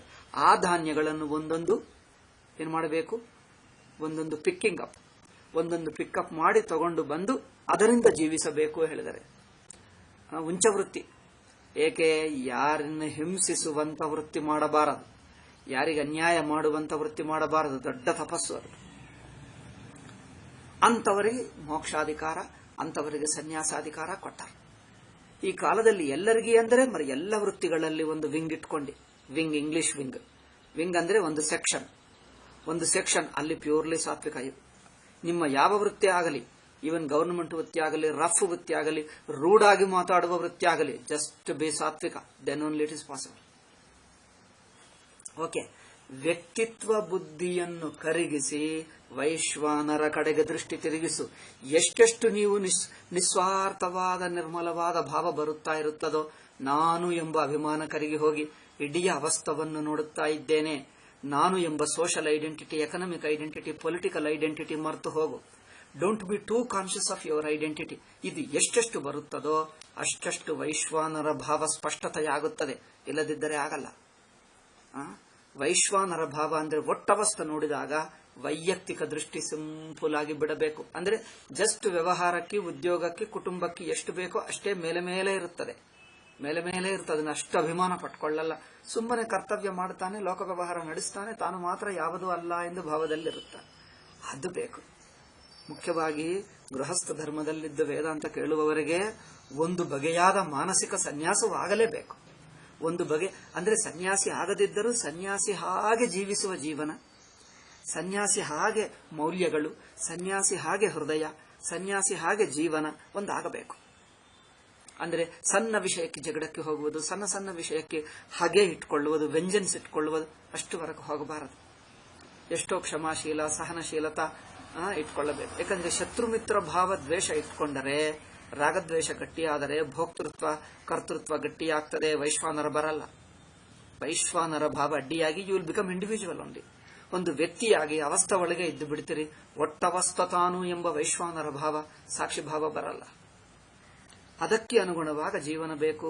ಸಣ್ಣ ವಿಷಯಕ್ಕೆ ಜಗಳಕ್ಕೆ ಹೋಗಬೇಡ. We require a lot of tolerations, patience, endurance. ತುಂಬಾ ಸಹನಶೀಲತೆ ಬೇಕು. ಸಹನಶೀಲತಾ ಅಂದ್ರೆ ಏನೋ ಬಲವಂತವಾಗಲ್ಲ. ನಿಮ್ಮ ದೃಷ್ಟಿ ವೈಶ್ವಾನರ ಕಡೆಗೆ ಇಟ್ಕೊಂಡ್ರೆ ಸಹನಶೀಲತೆ ಅದೇ ಬರುತ್ತದೆ. ಅಂದ್ರೆ ಯಾರೋ ಬಗೆ ಜನರಿರುತ್ತಾರೆ, ಬಗೆ ಬುದ್ಧಿ ಬಿಡಿ, ಹಾಗೆ ಯಾರು ನಡೀಬೇಕು. ಅಷ್ಟೇನು ಮನಸ್ಸನ್ನು ಕಡಿಸಿಕೊಳ್ಳಬೇಡ. Just forgive them. ಇದು ವೈಶ್ವಾನರ ಭಾವಕ್ಕೆ ಅನುಕೂಲತಾ. ವೈಶ್ವಾನರ ಅಧ್ಯಾರೋಪ ಅಂದ್ರೆ ಇದು ನಮ್ಮ ಜೀವನದಲ್ಲಿ ಮನನ ಚಿಂತನ ಭಾವದಿಂದ ಸಾಧಿಸಬೇಕು. ಇಲ್ಲದಿದ್ದರೆ ಒಟ್ಟು ಅವಸ್ಥೆ ನೋಡುವುದಂದ್ರೆ ಹೇಗೆ ಅಂದ್ರೆ ಒಂದು ಕಾನ್ಸೆಪ್ಟ್ ಆಗಿ ಎಕ್ಸ್ಪ್ಲೇನ್ ಮಾಡಿದ್ದರೆ ಇಮ್ಮಿಡಿಯೇಟ್ಲಿ ವೈಶ್ವಾನರ ಬಂದು ಬಿಡ್ತದೆ. ಒತ್ತಿದ್ದರೆ ಮೋಕ್ಷ ಆಯ್ತಲ್ಲ, ನಾವೇನು ವೈರಾಗ್ಯ ಬೇಡ, ತ್ಯಾಗ ಬೇಡ, ಕಷ್ಟಗಳು ಸಹಿಸುವುದು ಬೇಡ, ತಪಸ್ಸು ಬೇಡ, ಸುಮ್ಮನೆ ಬ್ರಹ್ಮ ಅಂದ್ರೆ ಬಂದು ಬಿಡ್ತದೆ ಅನ್ಕೊಂಡಿದ್ದೀರೇನು? Time pass ಅನ್ಕೊಂಡಿದ್ದೀರೇನು? ಸುಮ್ಮನೆ ಕೇಳಿದರೆ ಬರುತ್ತದೆ ಜ್ಞಾನಯೋಗ ಅಂದ್ರೆ ಕೇಳು ಸಾಕು, ಏನು ಮಾಡಬೇಡ. ಯಾವ ವೈರಾಗ್ಯ ಬೇಡ, ಯಾವ ತ್ಯಾಗ ಬೇಡ, ವೈರಾಗ್ಯ ಬೇಡ. ಭೋಗಬುದ್ಧಿ ಎಲ್ಲ ಇಟ್ಕೋ. ಸ್ತ್ರೀ ಬುದ್ಧಿ, ವಿಷಯ ಭೋಗ ಬುದ್ಧಿ, ಹಣ ಬುದ್ಧಿ, ಕೀರ್ತಿ ಬುದ್ಧಿ ಎಲ್ಲ ಇಟ್ಕೋ. ಆದ್ರೂ ವೇದಾಂತ ಕೇಳಿದರೆ ಬ್ರಹ್ಮ ಅಂದ್ರೆ ಸಾಕು, ಬ್ರಹ್ಮ ಆಗಿಬಿಡ್ತದೆ. ಜೀವನದಲ್ಲಿ ಸಾತ್ವಿಕತೆ ಬೇಕು. ನೀವು ಯಾವ ವೃತ್ತಿಯಲ್ಲೇ ಧರ್ಮದಲ್ಲೇ ಇರಲಿ, ಅದು ಮುಖ್ಯ. ಆವಾಗ ನಿಮ್ಮ ವೈಯಕ್ತಿಕ ಬುದ್ಧಿ ಬಿಟ್ಟು ವೈಶ್ವಾನರ ದೃಷ್ಟಿಗೆ ಬರ್ತೀರಿ. ನಾವೇನು ಆಗ್ರಹ ಮಾಡಲ್ಲ. ಯಾರಿಗೆ ಆಧ್ಯಾತ್ಮಿಕತೆ ಬೇಕೋ you choose a profession also. ಸಾತ್ವಿಕ ಪ್ರೊಫೆಷನ್ ಚೂಸ್ ಮಾಡು ಅಷ್ಟೇ ಹೊರತು ಸಾತ್ವಿಕ ಪ್ರೊಫೆಷನ್ ಯಜ್ಞಯಾಗಾದಿಗಳು ಪೂಜೆಗಳು ಮಾಡಿ ಬಿಸ್ನೆಸ್ ಮಾಡಬೇಡ. ಅಲ್ಲವೇ? ಅಂದರೆ ಒಂದು ವಿದ್ಯಾ ಅಧ್ಯಯನ ಮಾಡುವುದು, ವಿದ್ಯಾ ಅಧ್ಯಾಪನ ಅಂದರೆ ಯಜ್ಞ ದಾನ ತಪಸ್ಸು, ಯಜ್ಞ ತಪಸ್ಸು ಅಧ್ಯಯನ ಅಧ್ಯಾಪನ. ಆಧ್ಯಾತ್ಮಿಕ ಶಾಸ್ತ್ರಗಳನ್ನು ಹೇಳ್ತೀನಿ ಎಂದು ಹೇಳಿಕೊಟ್ಟು ವೇದಾಂತ ಪ್ರವಚನಗಳನ್ನು ಮಾಡ್ತೀನಿ ಹಣ ಕೊಡು ಅಂದ್ರೆ ಹಣಗೋಸ್ಕರ ವೇದಾಂತ ಪ್ರವಚನ ಬಳಸುವುದು ನೀಚ ಬುದ್ಧಿ, ಚಂಡಾಲನಿಗಿಂತ ನೀಚ ಬುದ್ಧಿ. ಏನಪ್ಪ ಅದಕ್ಕೆ ಬಳಸುವುದು? ವೇದಾಂತ ವೇದಾಂತ ಗುರು ಈಸ್ ಎ ಹೈಯೆಸ್ಟ್ ಗುರು ಅಲ್ಲವೇ? ಅತ್ಯಂತ ನಿಸ್ವಾರ್ಥ ತ್ಯಾಗಶೀಲ ವಿರಕ್ತನಾಗಿರುವವನೇ ಹೇಳತಕ್ಕವನು. ಮಿಕ್ಕ ಜನರು ಬೇರೆ ಶಾಸ್ತ್ರಗಳು ಹೇಳ್ಕೊ, ಸಂಗೀತ ಸಾಹಿತ್ಯಾದಿಗಳಿವೆ, ಸಾಹಿತ್ಯ ಹೇಳ್ಕೊ, ಶೃಂಗಾರ ರಸ ಹೇಳ್ಕೊ, ಬೇಕಾದಷ್ಟು ಜನರು ಬರ್ತಾರೆ, ತುಂಬಾ ಹಣ ಕೊಡ್ತಾರೆ ನಿನಗೆ. ಅಥವಾ ಯುದ್ಧ ಹೇಳು ಅಲ್ಲ. ಹಾಗೆ ಎಲ್ಲವೂ ಚರಿತ್ರ ಬರೆಯುವುದು ಹೇಳಲ್ಲ ನಾನು. ಚರಿತ್ರ ಬರೆಯುವುದು ಸಾತ್ವಿಕ ಚರಿತ್ರ. ನಮ್ಮ ಭಾರತ ದೇಶ ಚರಿತ್ರದ ಬರವಣಿಗೆ. ಹೌ ಯು ರೈಟ್ ಚರಿತ್ರ. ಸಾತ್ವಿಕ ಬರೆಯುವುದ, ರಾಜಸ ಬರೆಯುವುದ ಅಸುರ. ಸಜ್ಜನರು ಹಿಂದೂಗಳನ್ನು ಕೆಟ್ಟವರಾಗಿ ತೋರಿಸಿ, ಮೊಘಲುಲೆಲ್ಲರೂ ಗೋರಿ ಗಜನಿ ಮಹನೀಯರೆಂದು ತೋರಿಸಿ, ಬ್ರಿಟಿಷರು ಗೆದ್ದರು ಆಹಾ ಗ್ರೇಟ್ ಎಂದು ತೋರಿಸಿ, ಅಂದರೆ ದುಷ್ಟರನ್ನು ಮಹನೀಯರಾಗಿ ತೋರಿಸುವುದು. ಸಜ್ಜನರು ತ್ಯಾಗಶೀಲರು ಪ್ರಾಣ ಬಿಟ್ಟವರೆಲ್ಲ ಸೋತು ಹೋದರೆ ಏನಿದೆ ಎನ್ನುವುದು ಹೇಳುವುದು. ಇದೆಲ್ಲ ಚರಿತ್ರವು ತಾಮಸ ಚರಿತ್ರ ಆಗುತ್ತಾ ಇದೆ. ಸಾತ್ವಿಕ ಚರಿತ್ರದಲ್ಲಿ ನಿಜವಾದ ಮಹನೀಯರು, ತ್ಯಾಗಶೀಲರು, ನಿಸ್ವಾರ್ಥಪರರು, ನಾನು ನನ್ನದು ಅಭಿಮಾನ ಬಿಟ್ಟು ದೇಶ ರಕ್ಷಣಕ್ಕೆ ಲೋಕಾನುಗ್ರಹಕ್ಕೆ ಜೀವಿಸಿರುವ ಮಹನೀಯರಿಗೆ ಚರಿತ್ರೆಯಲ್ಲಿ ಸ್ಥಾನ ಇರಬೇಕು. ಅಂತ ಮಹನೀಯರನ್ನು ಕಡೆಗಣಿಸಿದ್ದಾರೆ. ಶಿವಾಜಿ ನೋಡಿ, ರಾಮದಾಸ ಬಂದರೆ ಭಿಕ್ಷಾಕಿ ಏನು ಹೇಳ್ತಾನೆ? ತನ್ನ ಖಡ್ಗ, ತನ್ನ ಕಿರೀಟ ಎಲ್ಲಿ ಕೊಟ್ಟರು? ಅವರು ಜೋಲಿ ಹೇಳ್ತಾರೆ. ಭಿಕ್ಷಾಕಿ ಬಂದರೆ ಆ ಜೋಲಿಯಲ್ಲಿ ತನ್ನ ಕಿರೀಟ ಖಡ್ಗ ಕೊಟ್ಟರು. ಅಂದ್ರೆ ಅರ್ಥವೇನು? ಇದು ನನ್ನ ರಾಜ್ಯವೇ ನಿಮಗೆ ಭಿಕ್ಷೆ ಹಾಕಿ ಕೊಡ್ತಾ ಇದ್ದೀನಿ ಅಂತ. ಹೇಗಿರುತ್ತದಪ್ಪ ನೋಡಿ. ಶಿವಾಜಿ ಅಂದ್ರೆ ಸಾಮಾನ್ಯನ? ಪೂರ್ವ ಕಾಲದಲ್ಲಿ ಹೇಗೆ ಕ್ಷತ್ರಿಯರು ರಾಜರಿದ್ದರೋ, ರಾಜಋಷಿ ಅಂತ ರಾಜಋಷಿ ಅವನು. ಎಷ್ಟು ತ್ಯಾಗ ನೋಡಿ, ಎಷ್ಟು ವೈರಾಗ್ಯ, ಎಷ್ಟು ಗುರುಭಕ್ತಿ. ಇದು ಸಾತ್ವಿಕತೆ ಇರಬೇಕು.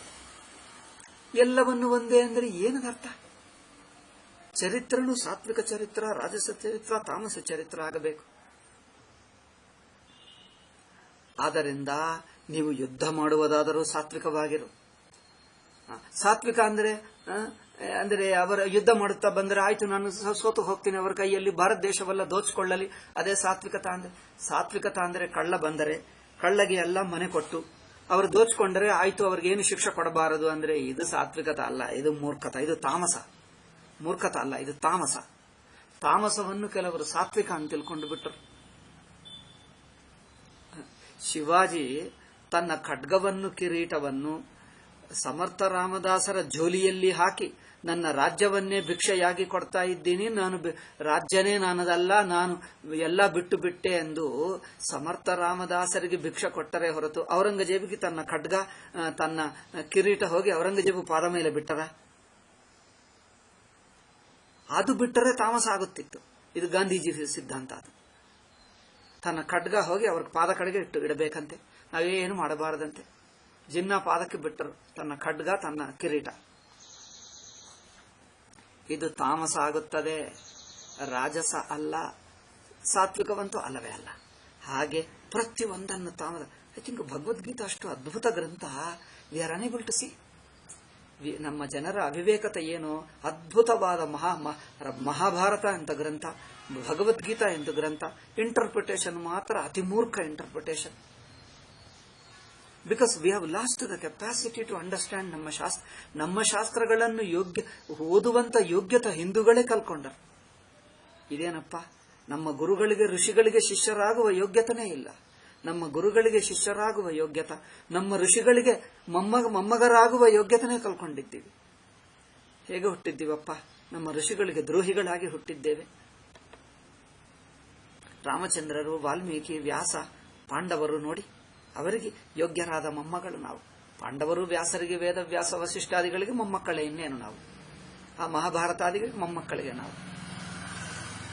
ಆದ್ದರಿಂದ ಕರ್ತೃತ್ವ ಭೋಕ್ತೃತ್ವವೂ ವ್ಯವಹಾರ ನಡೆಯುತ್ತಾ ಇದ್ದರೂ ಅಭಿಮಾನವಿಲ್ಲದಂತೆ ನಡೆಯುವುದು ಕಲಿಯಬೇಕು. That is a great secret. ಇಮಂ ವಿವಸ್ವತೆ ಯೋಗಂ ಪ್ರೋಕ್ತವಾನಹಮವ್ಯಯಂ ಎಂದು ಶ್ಲೋಕದಲ್ಲಿ ಈ ಯೋಗವನ್ನು, ಕರ್ಮಯೋಗ, ಜ್ಞಾನಯೋಗವನ್ನು ನಾನು ಪೂರ್ವ ರಾಜರಿಗೆ ಹೇಳಿದೆ. ಅಂದ್ರೇನು?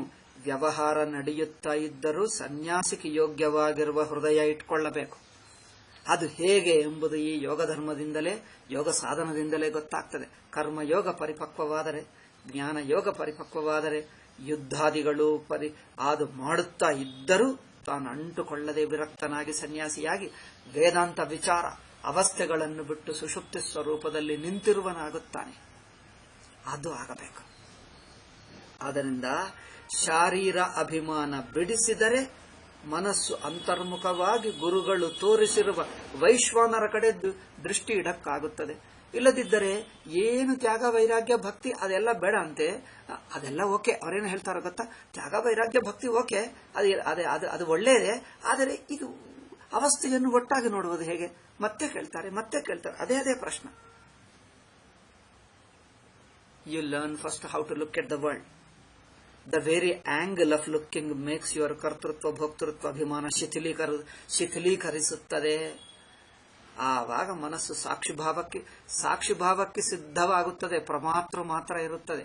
ಕರ್ತೃತ್ವ ಭೋಕ್ತೃತ್ವ ಕರ್ಗೆ ಹೋಯಿತು. ಆ ಪ್ರಮಾತೃವಿಗೆ ನೀನು ಅರಿವಪ್ಪ, ಪ್ರಮೇಯ ಸಂಬಂಧವಿಲ್ಲದ ಅರಿವು.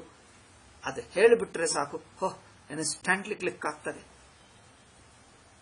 ಹಾಗೆ ಜಾಗರಿತೆ ತಾವತ್ವಂ ಸರ್ವ ಪ್ರಪಂಚ ಸಾಕ್ಷಿ ವೈಶ್ವಾನರ ಏವಾಸಿ ಇತಿ ವೈಶ್ವಾನರತ್ವ ಅಧ್ಯಾರೋಪಣೇನ.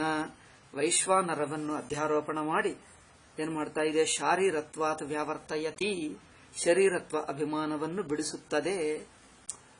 ಅಭಿಮಾನ ಅಂದ್ರೆ ಅಧ್ಯಾರೋಪ. ಅಭಿಮಾನ ಮೊದಲೇ ಕರ್ಮಯೋಗ ಭಕ್ತಿಯಿಂದ ಬಿಡಿಸಿಕೊಂಡಿದ್ದೀವಿ, ಅಧ್ಯಾರೋಪ ಬಿಡಿಸಬೇಕು.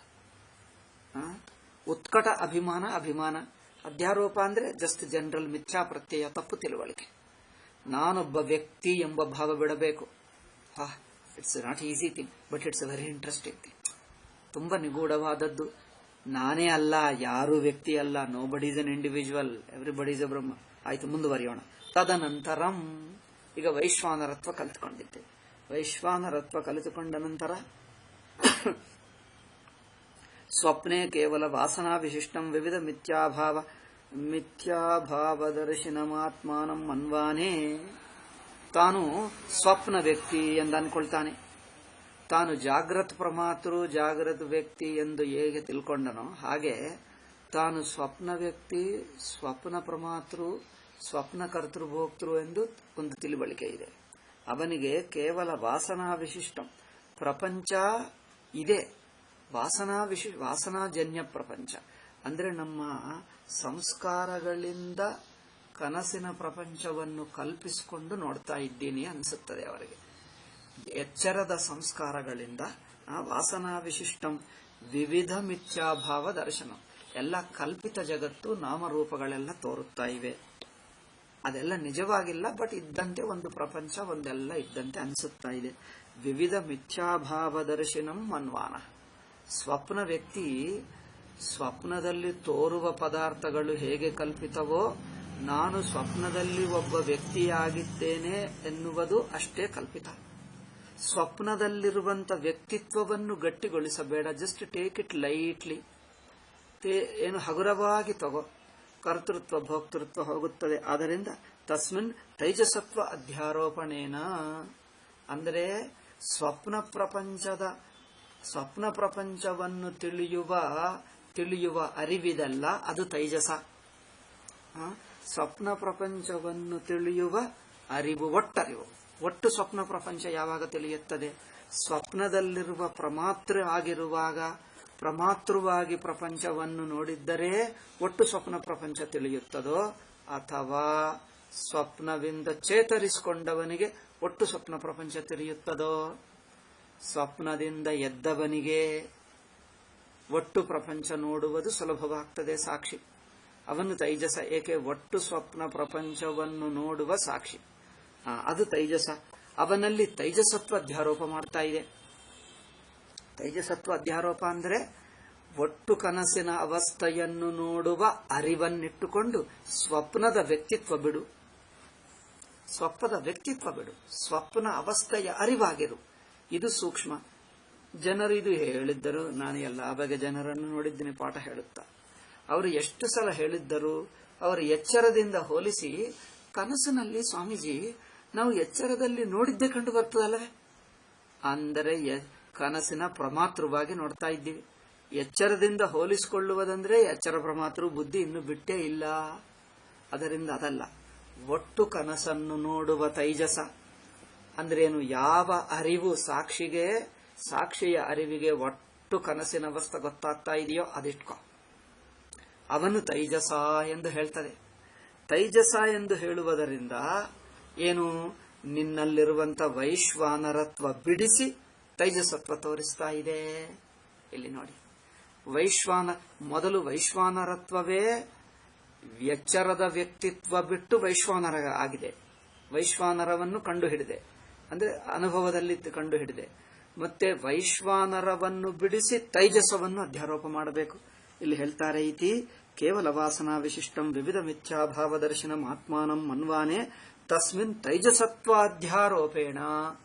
ಒಟ್ಟು ಕನಸಿನ ಪ್ರಪಂಚವನ್ನು ನೋಡುವ ಅರಿವು, ಆ ಅರಿವು ತೈಜಸ ಎಂದು ಅಧ್ಯಾರೋಪ ಮಾಡಿ ಏನು ಮಾಡ್ತದೆ? ವೈಶ್ವಾನರತ್ವ ವ್ಯಭಿಚರದ ರೂಪಂ ದರ್ಶಯತಿ. ವೈಶ್ವಾನರವನ್ನು ಅಪವಾದ ಮಾಡುತ್ತದೆ. ವೈಶ್ವಾನರವನ್ನು ಅಪವಾದ ಮಾಡುವುದಂದ್ರೆ ಹಿಂದೆ ನೋಡಿ ಒಂದು ಇಂಟ್ರೆಸ್ಟಿಂಗ್ ಇತ್ತು. ವೈಶ್ವಾನರವನ್ನು ವ್ಯಭಿಚಾರ ಎಂದು ಹೇಳುತ್ತದೆ. ವ್ಯಭಿಚಾರ ಅಂದ್ರೇನು? ನೀವು ಕನಸಿನ ತೈಜಸವಾಗಿರುವಾಗ ವೈಶ್ವಾನರತ್ವ ನಿಮ್ಮ ಅನುಭವದಲ್ಲಿ ಬಿಟ್ಟಿತು. ನಿಮ್ಮ ಅನುಭವದಿಂದ ಬಿಟ್ಟು ಹೋಯ್ತಲ್ಲ. ಅಂದರೆ ಎಚ್ಚರವನ್ನು ನೋಡುವಾಗ ವ್ಯಕ್ತಿಯಿಂದ ವೈಶ್ವಾನರಕ್ಕೆ ಬರ್ತಾನೆ, ಬಟ್ ವೈಶ್ವಾನರವು ಬಿಟ್ಟು ಹೋಗುತ್ತದೆ, ಅವ್ರಿಗೆ ಗೊತ್ತಿಲ್ಲ. ಇಲ್ಲಿ ನೋಡಿ, ಈ ಸೂಕ್ಷ್ಮ ಅಧ್ಯಾರೋಪ ಎಷ್ಟು ಚೆನ್ನಾಗಿ ಸ್ವಾಮೀಜಿ ಮರಣ ಇದೆ. ವೈಶ್ವಾನರವು ನಮಗೆ ಸ್ಥಿರವಾಗಿದೆ ಅನ್ಕೊಳ್ತಾ ಇದ್ದಾರೆ ಜನರು. ನಾನು ಎಂದಿಗೂ ಒಟ್ಟು ಎಚ್ಚರ ಅವಸ್ಥೆಯನ್ನು ನೋಡ್ತಾ ಇದ್ದೀನಿ. ಒಟ್ಟು ಎಚ್ಚರ ಅವಸ್ಥೆಯನ್ನು ನೋಡುವ ಅಭಿಮಾನ ಹಾಗೆ ಇಟ್ಕೊಂಡರು. ಅದು ವ್ಯಭಿಚರಿಸುತ್ತದೆ ಅಂದ್ರೆ ಬಿಟ್ಟು ಹೋಗುತ್ತದೆ. ಯಾವಾಗ ಗೊತ್ತಾಗ್ತದೆ? ನೀವು ತೈಜಸ ನಾನು ಎಂದು ತಿಳ್ಕೊಂಡರೆ ನನ್ನ ಎಚ್ಚರ ವೈಶ್ವಾನರತ್ವ ಅಭಿಮಾನ ಬಿಡುತ್ತದೆ. ಅಂದರೆ ಎಚ್ಚರ ವೈಶ್ವಾನರದ ಅಭಿಮಾನ ತಾತ್ಕಾಲಿಕ, ಬಿಟ್ಟು ಹೋಗುತ್ತಾ ಇದೆ, ನಿತ್ಯವಲ್ಲ. ಇದು ತಿಳ್ಕೊಂಡರೆ ವೈಶ್ವಾನರತ್ವ ಅಪವಾದ ಮಾಡಿ ಏನಾಗುತ್ತದೆ? ತೈಜಸತ್ವ ಅಧ್ಯಾರೋಪ, ವೈಶ್ವಾನರತ್ವ ಅಪವಾದ. ಅಪವಾದ ಅಂದರೆ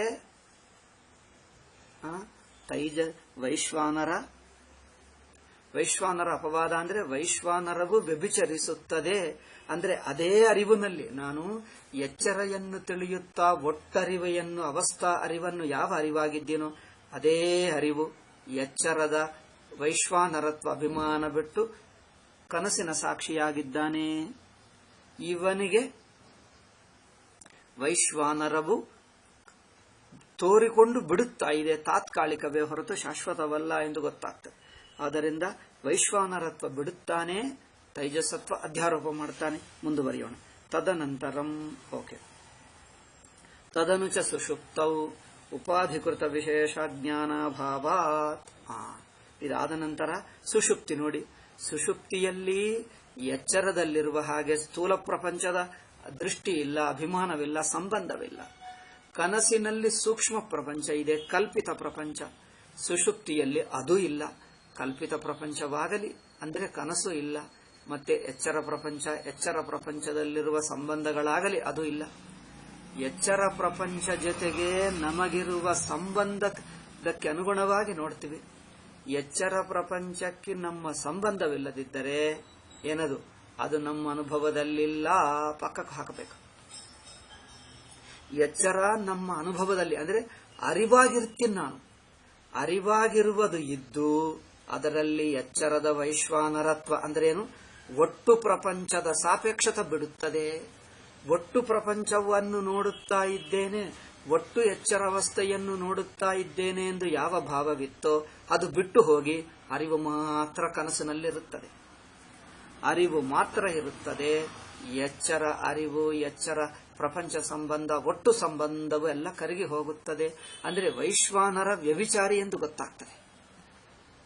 ಅರಿವು ಮಾತ್ರ ಸತ್ಯ, ವೈಶ್ವಾನರ ಮಾತ್ರ ಹೋಯಿತು. ಹೀಗೆ ಇದರಿಂದ ವಿವಿಧ ಮಿಥ್ಯಾವಾದ ವಿಮರ್ಶಂ ಆತ್ಮಾನಂ ಮನ್ವಾನೆ ತಸ್ಮಿನ್ ಸುಷುಪ್ತೌ ಉಪಾಧಿಕೃತ ವಿಶೇಷ ಜ್ಞಾನಾಭಾವ. ಸುಷುಪ್ತಿಯಲ್ಲಿ ಉಪಾದಿದಿಂದ ಹುಟ್ಟಿರುವ ಯಾವ ವಿಶೇಷ ಜ್ಞಾನವಿಲ್ಲ. ವಿಶೇಷ ಜ್ಞಾನ ಅಂದರೆ ಪ್ರತ್ಯೇಕವಾದ ಜ್ಞಾನ. ಇದು ನಾನು ಇಂಥವನು. ಚಿಕ್ಕ ಮಗುಕ್ಕೆ ನಾನು ಮಗು ಇಂಥವನು ಎಂದಿಲ್ಲ. ಆ ಮಗುಕ್ಕೆ ಹೇಳಿದ್ರೆ ನೀನು ಯಾರು ಅಂದ್ರೆ ಅವ್ರ ಹೆಸರೇ ಹೇಳ್ತಾನೆ. ಅಷ್ಟಪ್ಪ ನಿಮ್ಮ ಅಮ್ಮ ಅಪ್ಪ ಯಾರು, ನೀವು ಯಾರ ಮಗ ಅಂದ್ರೆ ಅವ್ರು ಮಾತಾಡಲ್ಲ. ಯಾಕಂದ್ರೆ ಅವ್ರಿಗೆ ಅರ್ಥವಾಗ್ತಾ ಇಲ್ಲ. ಯಾರ ಮಗ ಅಂದ್ರೆ ಏನು ಅಂದ್ರೆ ಅವ್ರಿಗೆ ಅರ್ಥವಾಗ್ತಾ ಇಲ್ಲ. ಏಕೆಂದ್ರೆ ಅವರಿಗೆ ಆ ಅಭಿಮಾನವಿಲ್ಲ.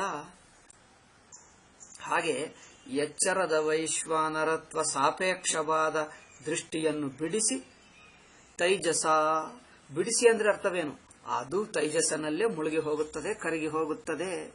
ತೈಜಸ ಅರಿವಿನಲ್ಲಿ, ತೈಜಸ ಅರಿವಂದ್ರೆ ಏನು, ಒಟ್ಟವಸ್ಥೆಯನ್ನು ಹೊರಗೆ ಇದ್ದು ನೋಡುವುದು. ಎಚ್ಚರವನ್ನು ಹಾಗೆ ಒಟ್ಟವಸ್ಥೆಯನ್ನು ಹೊರಗೆ ಇದ್ದು ನೋಡಿದ್ದರೆ ಏನಾಗುತ್ತದೆ, ಎಚ್ಚರ ಪ್ರಪಂಚವೇ ಬಿದ್ದು ಹೋಗುತ್ತದೆ. ಎಚ್ಚರ ಪ್ರಪಂಚ ತನ್ನ ಅನುಭವಕ್ಕಿಲ್ಲ, ಅದು ಗೊತ್ತಾಗ್ತದೆ. ಆವಾಗ ವೈಶ್ವಾನರತ್ವಮಪಿ ವ್ಯಭಿಚಾರದ ರೂಪಂ ದರ್ಶಯತಿ. ಸುಷುಪ್ತಿಯಲ್ಲಿ ಏನಾಗ್ತದೆ, ಎಚ್ಚರದಲ್ಲಿ ಹೇಗೆ ಉಪಾಧಿ ಇದೆಯೋ ಅದರಿಂದ ಸ್ಥೂಲ ಪ್ರಪಂಚ ಕಂಡು ಬರ್ತಾ ಇದೆಯೋ, ಮತ್ತೆ ಕನಸಿನಲ್ಲಿ ಸೂಕ್ಷ್ಮ ಶರೀರ ಇದೆ. ಸೂಕ್ಷ್ಮ ಶರೀರ ಉಪಾಧಿಕೃತ ವಿಶೇಷ ಜ್ಞಾನಾಭಾವ. ಆ ಕನಸಿನ ಉಪಾಧಿ ಅಂದ್ರೆ ಕನಸಿನ ಒಟ್ಟವಸ್ಥಾ, ಎಚ್ಚರ ಉಪಾಧಿ, ಎಚ್ಚರ ಒಟ್ಟವಸ್ಥಾ ಸಂಬಂಧ, ಎರಡು ಸಂಬಂಧಗಳು ಹೋಗುತ್ತವೆ. ವೈಶ್ವಾನರ ಕನಸಿನಲ್ಲಿ ಒಟ್ಟಾಗಿದ್ದಾನೆ ಅಂದ್ರೆ ವೈಶ್ವಾನರವನ್ನು ಹೊರಗೆ ಬಿಡುತ್ತವೆ ಎಂದು ಅರ್ಥ ಅಲ್ಲ. ವೈಶ್ವಾನರ ನಿಜವಾಗಿಲ್ಲ, ಅವನು ಕನಸಿನಲ್ಲಿ ಮುಳುಗಿ ಹೋಗುತ್ತಾನೆ. ಕನಸಿನ ಇದು ತೈಜಸ್ಸನಲ್ಲಿ. ಹಾಗೆಯೇ ಇಲ್ಲಿ ತೈಜಸ ವೈಶ್ವಾನರ ಇಬ್ಬರು ಸುಷುಪ್ತಿಯಲ್ಲಿ ಮುಳುಗಿ ಹೋಗ್ತಾರೆ. ಏಕೆಂದ್ರೆ ಜಾಗೃತಾವಸ್ಥೆಯ ಪ್ರಮಾತೃ, ಜಾಗೃತಾವಸ್ಥಾ ತಿಳಿವಳಿಕೆ ಕನಸಿನಲ್ಲಿಲ್ಲ, ಕನಸು ಜಾಗೃತಿನಲ್ಲಿಲ್ಲ, ಈ ಎರಡು ಸೇರಿಕೊಂಡು ಸುಷುಪ್ತಿಯಲ್ಲಿಲ್ಲ. ಹಾಗೆ ಉಪಾಧಿಕೃತ ವಿಶೇಷ ಜ್ಞಾನಾಭಾವಾತ್. ಉಪಾಧಿ ಅಂದ್ರೇನು, ಆಯಾ ಕಾಲದ ಆಯಾ ಅವಸ್ಥದ ಸಂಬಂಧ. ಆ ಆಯಾ ಅವಸ್ಥೆಯ ಸಂಬಂಧ ಇಲ್ಲದಿರುವುದರಿಂದ ತಾನು ತಾನಾಗಿರುತ್ತಾನೆ, ಯಾವ ಸಂಬಂಧವಿಲ್ಲದೆ. ಆದ್ದರಿಂದ ಉಪಾಧಿಕೃತ ವಿಶೇಷ ಜ್ಞಾನಾಭಾವಾತ್, ಉಪಾಧಿಯಿಂದ ಉಂಟಾಗುವ ವಿಶೇಷ ಜ್ಞಾನವಿಲ್ಲದಿರುವುದರಿಂದ ಅಜ್ಞಮೇವ ಆತ್ಮಾನಂ ಮನ್ವಾನೆ. ಅಲ್ಲಿ ನನಗೇನು ಗೊತ್ತಿಲ್ಲ, ನನಗೆ ಯಾವ ಉಪಾಧಿ ಇಲ್ಲ, ನನಗೇನು ಗೊತ್ತಿಲ್ಲ ಅನ್ಕೊಳ್ತಾರಲ್ಲ, ಆ ಏನು ಗೊತ್ತಿಲ್ಲ ಎಂಬ ಬುದ್ಧಿಯನ್ನು ಅಪವಾದ ಮಾಡಬೇಕು. ಅದಕ್ಕೋಸ್ಕರ ಪ್ರಾಜ್ಞಾ ಎಂದು, ಸುಷುಪ್ತಿಯನ್ನು ಪ್ರಾಜ್ಞಾ ಎಂದು ಹೇಳುವುದೇಕೆ? ಪ್ರಾಜ್ಞಾ ಅಂದರೆ ಅರಿವು, ಚೈತನ್ಯ ರೂಪ, ಆಲ್ ಚೈತನ್ಯ, ಕೇವಲ ಚೈತನ್ಯ, ಸರ್ವವ್ಯಾಪಕ ಚೈತನ್ಯವಿದೆ. ಸುಷುಪ್ತಿಯನ್ನು ಪ್ರಾಜ್ಞ ಹೇಳುವುದೇಕೆ ಅಂದರೆ, ನಾನು ಸುಷುಪ್ತಿಯಲ್ಲಿ ನನಗೇನು ಗೊತ್ತಿಲ್ಲ, ಎಲ್ಲ ಖಾಲಿ ಖಾಲಿ ಹೇಳ್ತಾನಲ್ಲ, ಆ ಖಾಲಿ ನನಗೇನು ಗೊತ್ತಿಲ್ಲ ಎಂಬುದು ಎಚ್ಚರ ಪ್ರಮಾತೃ ದೃಷ್ಟಿಯಿಂದ ಹಾಕೊಂಡಿರುವ ಬುದ್ಧಿ. ಅದರಿಂದ ಸುಷುಪ್ತಿ ಖಾಲಿ ಖಾಲಿ ಅನಿಸುತ್ತಾ ಇದೆ. ಅದರಿಂದ ಸುಷುಪ್ತಿಯನ್ನು ಪ್ರಾಜ್ಞಾ ಎಂದು ಅಧ್ಯಾರೋಪ ಮಾಡಿ, ಪ್ರಾಜ್ಞಾ ಅಂದ್ರೆ ಏನು ಅವರೇನು ಹೇಳಿದ್ದಾರೆ ವ್ಯಾಖ್ಯಾನಕಾರರು, ಪ್ರಾಜ್ಞತ್ವ ಅಧ್ಯಾರೋಪ ಅಂದ್ರೆ ಪ್ರಕರ್ಷೇಣ ಅಜ್ಞಃ ಇತಿ ಪ್ರಾಜ್ಞಃ. ತನಗೇನು ಗೊತ್ತಿಲ್ಲ ಅದರಿಂದ ಪ್ರಾಜ್ಞ. ಏನು ಗೊತ್ತಿಲ್ಲದವನು ಪ್ರಾಜ್ಞ ಎಂದು ಹೇಳಕ್ಕಾಗ್ತದಪ್ಪ? ಪ್ರಾಜ್ಞ ಅಂದ್ರೆ ಏನು ಗೊತ್ತಿಲ್ಲದವನ, ಎಲ್ಲ ಗೊತ್ತಿರುವವನ. ನೋಡಿ, ಎಲ್ಲ ಗೊತ್ತಿರುವವನು ಪ್ರಾಜ್ಞವೇ ಹೊರತು ಏನು ಗೊತ್ತಿಲ್ಲದವರು ಪ್ರಾಜ್ಞನಲ್ಲ. ಆದ್ದರಿಂದ ಸುಷುಪ್ತಿಯಲ್ಲಿ ಏನು ಗೊತ್ತಿಲ್ಲ ಎಂದು ಖಾಲಿ ಖಾಲಿ ಅನಿಸುತ್ತಾ ಇದೆಲ್ಲ, ಅದನ್ನು ಅಪವಾದ ಮಾಡಲು ಅದನ್ನು ಪ್ರಾಜ್ಞಪಾದ ಎಂದು ಹೇಳಿದ್ದಾರೆ. ಯಾವದ ಅಧ್ಯಾರೋಪ ಮಾಡ್ತಾ ಇದ್ದಾರೆ, ಅದರಿಂದ ಯಾವದ ಅಪವಾದವಾಗ್ತಾ ಇದೆ ಸೂಕ್ಷ್ಮವಾಗಿ ಗಮನಿಸಿ ನೆನಪಿಟ್ಕೊಳ್ಳಬೇಕು. ಸುಷುಪ್ತಿಯಲ್ಲಿ ಪ್ರಾಜ್ಞಾ ಅಂದ್ರೆ ಎಲ್ಲವೂ ಅರಿವೇ ಎಂದು ಅಧ್ಯಾರೋಪ ಮಾಡುವುದರಿಂದ ಅರ್ಥವೇನು? ಸುಷುಪ್ತಿಯನ್ನು ಸುಷುಪ್ತಿ ದೃಷ್ಟ್ಯಾ ನೋಡು, ಇಂದ್ರಿಯ ದೃಷ್ಟ್ಯಾ, ಪ್ರಪಂಚ ದೃಷ್ಟ್ಯಾ, ಪಂಚಭೂತಗಳ ದೃಷ್ಟ್ಯಾ ನೋಡಬೇಡ. ಪಂಚಭೂತಗಳ ದೃಷ್ಟ್ಯಾ ನೋಡಿದ್ದರೆ ಪ್ರಾಜ್ಞವು ಸುಷುಪ್ತಿ ಪ್ರಾಜ್ಞಾ ಎಂದರ್ಥವಾಗಲ್ಲ. ಸುಷುಪ್ತಿ ಒಂದು ಪ್ರಮಾತೃವೇ ಆಗಿಬಿಡ್ತಾನೆ. ಆದ್ದರಿಂದ ಈ ಎರಡು ಮತಗಳಲ್ಲಿ ಪ್ರಮಾತೃತ್ವವನ್ನೇ ಗಟ್ಟಿಯಾಗಿಟ್ಕೊಂಡ್ರು. ಆದ್ದರಿಂದ ಸುಷುಪ್ತಿಯಲ್ಲಿ ವೈಶ್ವಾನರವೂ ಇಲ್ಲ, ತೈಜಸವೂ ಇಲ್ಲ, ಈ ಎರಡನ್ನು ಅಪವಾದ ಮಾಡಿ ತಾನು ಪ್ರಾಜ್ಞ ಮಾತ್ರ ಇಟ್ಕೊಳ್ತಾರೆ. ಪ್ರಾಜ್ಞತ್ವ ಅಧ್ಯಾರೋಪೇಣ, ಓಕೆ, ತಾನು ಪ್ರಾಜ್ಞ ಎಂದು ತಿಳ್ಕೊಂಡರೆ ಅಥವಾ ಅಧ್ಯಾರೋಪ ಮಾಡಿದ್ದರೆ ಏನು ಸಿಗ್ತದೆ, ಏನು ಅಪವಾದವಾಗುತ್ತದೆ? ತೈಜಸತ್ವಪಿನ ಸ್ವಾಭಾವಿಕಂ. ಇದರಿಂದ ನೀವು ಸುಷುಪ್ತಿಯಲ್ಲಿರುವ ಪ್ರಾಜ್ಞಾ ಎಂದು ಹೇಳಿದರೆ ಪ್ರಾಜ್ಞತ್ವ ಅಧ್ಯಾರೋಪದಿಂದ ಏನು ಗೊತ್ತಾಗ್ತದೆ? ನಾನು ಎಂದು ಅನುಭವ ದೃಷ್ಟ್ಯಾ ಅರಿವಾಗಿದ್ದೇನೆ. ಕನಸಿನ ವ್ಯಕ್ತಿತ್ವವು ತೈಜಸತ್ವವು ವ್ಯಭಿಚಾರ.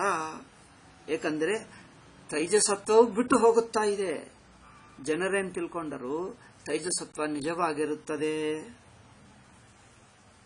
ತೈಜಸತ್ವವು ಸ್ವಾಭಾವಿಕವಲ್ಲ, ಅದು ಬಿದ್ದು ಹೋಗುತ್ತದೆ. ಇತಿ ಆದರ್ಶಯತಿ. ಸುಷುಪ್ತಿಯನ್ನು ಪ್ರಾಜ್ಞಾ ಎಂದು ಅಧ್ಯಾರೋಪ ಮಾಡುವುದರಿಂದ ಎಚ್ಚರ ವ್ಯಕ್ತಿತ್ವ, ಕನಸು ವ್ಯಕ್ತಿತ್ವ ಎರಡೂ ಇಲ್ಲ, ಕ್ಯಾನ್ಸಲ್ ಆಗಿಬಿಟ್ಟಿದೆ. ಹೀಗೆ ತೈಜಸತ್ವವನ್ನು ತೆಗೆಯುತ್ತದೆ. ಮುಂದೆ ತತ ಊರ್ಧ್ವಂ ಸುಷುಪ್ತಸ್ಯ ಸ್ವಾಭಾವಿಕಮಿತ್ಯ ಸುಷುಪ್ತಸ್ಯ ಪುನರುತ್ಥಾನ ದರ್ಶನಾತ್ ಪ್ರಾಜ್ಞರೂಪತ್ವಮಪಿ ಕಾಚಿತ್ಕಮೇವೈ ಸ್ಯಾತಿತಿ ಮನ್ವಾನಂ ಪ್ರತಿ. ಓಕೆ, ಅವ್ರಿಗೇನನ್ಸುತ್ತದೆ, ಪ್ರಾಜ್ಞಾ ಅರಿವಾಗಬಹುದು, ಬಟ್ ಪೂರ್ಣ ಅರಿವಲ್ಲ, ಸ್ವಲ್ಪ ಅಜ್ಞಾನ ಇರುತ್ತದೆ. ಏಕೆ? ಪುನರುತ್ಥಾನ ದರ್ಶನಾತ್, ಸುಷುಪ್ತಿಯಲ್ಲಿ ಮಲ್ಕೊಂಡವನು ಮತ್ತೆ ಹೇಳುತ್ತಾನಲ್ಲ, ಮತ್ತೆ ಹೇಳುತ್ತಾನಂದ್ರೆ ಮತ್ತೆ ಎಚ್ಚರಾವಸ್ಥದ ಪ್ರಮಾತೃಭಾವಕ್ಕೆ ಮತ್ತೆ ಬರ್ತಾನೆ. ಇದರಿಂದ ಏನಾಗ್ತಾ ಇದೆ?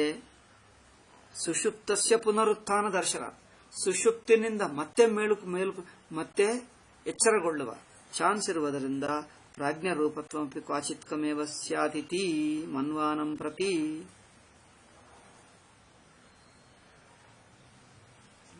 ಅವಸ್ಥಾತ್ರಯ ಅಂದ್ರೆ ಪ್ರಾಜ್ಞವು ತಾತ್ಕಾಲಿಕವೇ, ಕಾಚಿತ್ಕವೇ ಅನಿಸುತ್ತ. ಅಂದ್ರೆ ಪ್ರಾಜ್ಞ ಸ್ವಲ್ಪ ಹೊತ್ತು ಇದ್ದು ನಂತರ ಅಲ್ಲಿಂದ ನಾನು ಎಚ್ಚರಗೊಳ್ಳುತ್ತೇನೆ. ಅಂದರೆ ಪ್ರಾಜ್ಞದ ನಿತ್ಯತ್ವ ಹೋಯಿತು.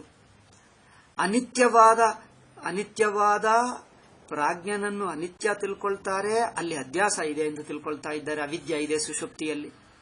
ಈ ಕಾರಣಗಳಿಂದ ಮುಂದಿನ ಅಧ್ಯಾರೋಪ ಕಷ್ಟವಾಗ್ತಾ ಇದೆ. ಆದ್ದರಿಂದ ತತಃ ಊರ್ಧ್ವಂ ಸುಷುಪ್ತಸ್ಯ ಪುನರುತ್ಥಾನ ದರ್ಶನಾತ್, ನಿದ್ದೆಯಿಂದ ಮತ್ತೆ ಜಾಗರಣಗೊಳ್ಳುತ್ತೇವೆ. ಮತ್ತೆ ಜಾಗರಣಗೊಳ್ಳುತ್ತೇವೆ ಅಂದರೆ ಅರ್ಥವೇನು? ಸುಷುಪ್ತಿಯಲ್ಲಿ ಇನ್ನೂ ಅಜ್ಞಾನವಿದೆ, ಪ್ರಾಜ್ಞತ್ವ ರೂಪ, ಅದರಿಂದ ಪ್ರಾಜ್ಞತ್ವವೂ ಕಲ್ಪಿತವೇ ಎಂದು ಹೇಳ್ಕೊಡ್ತಾ ಇದೆ.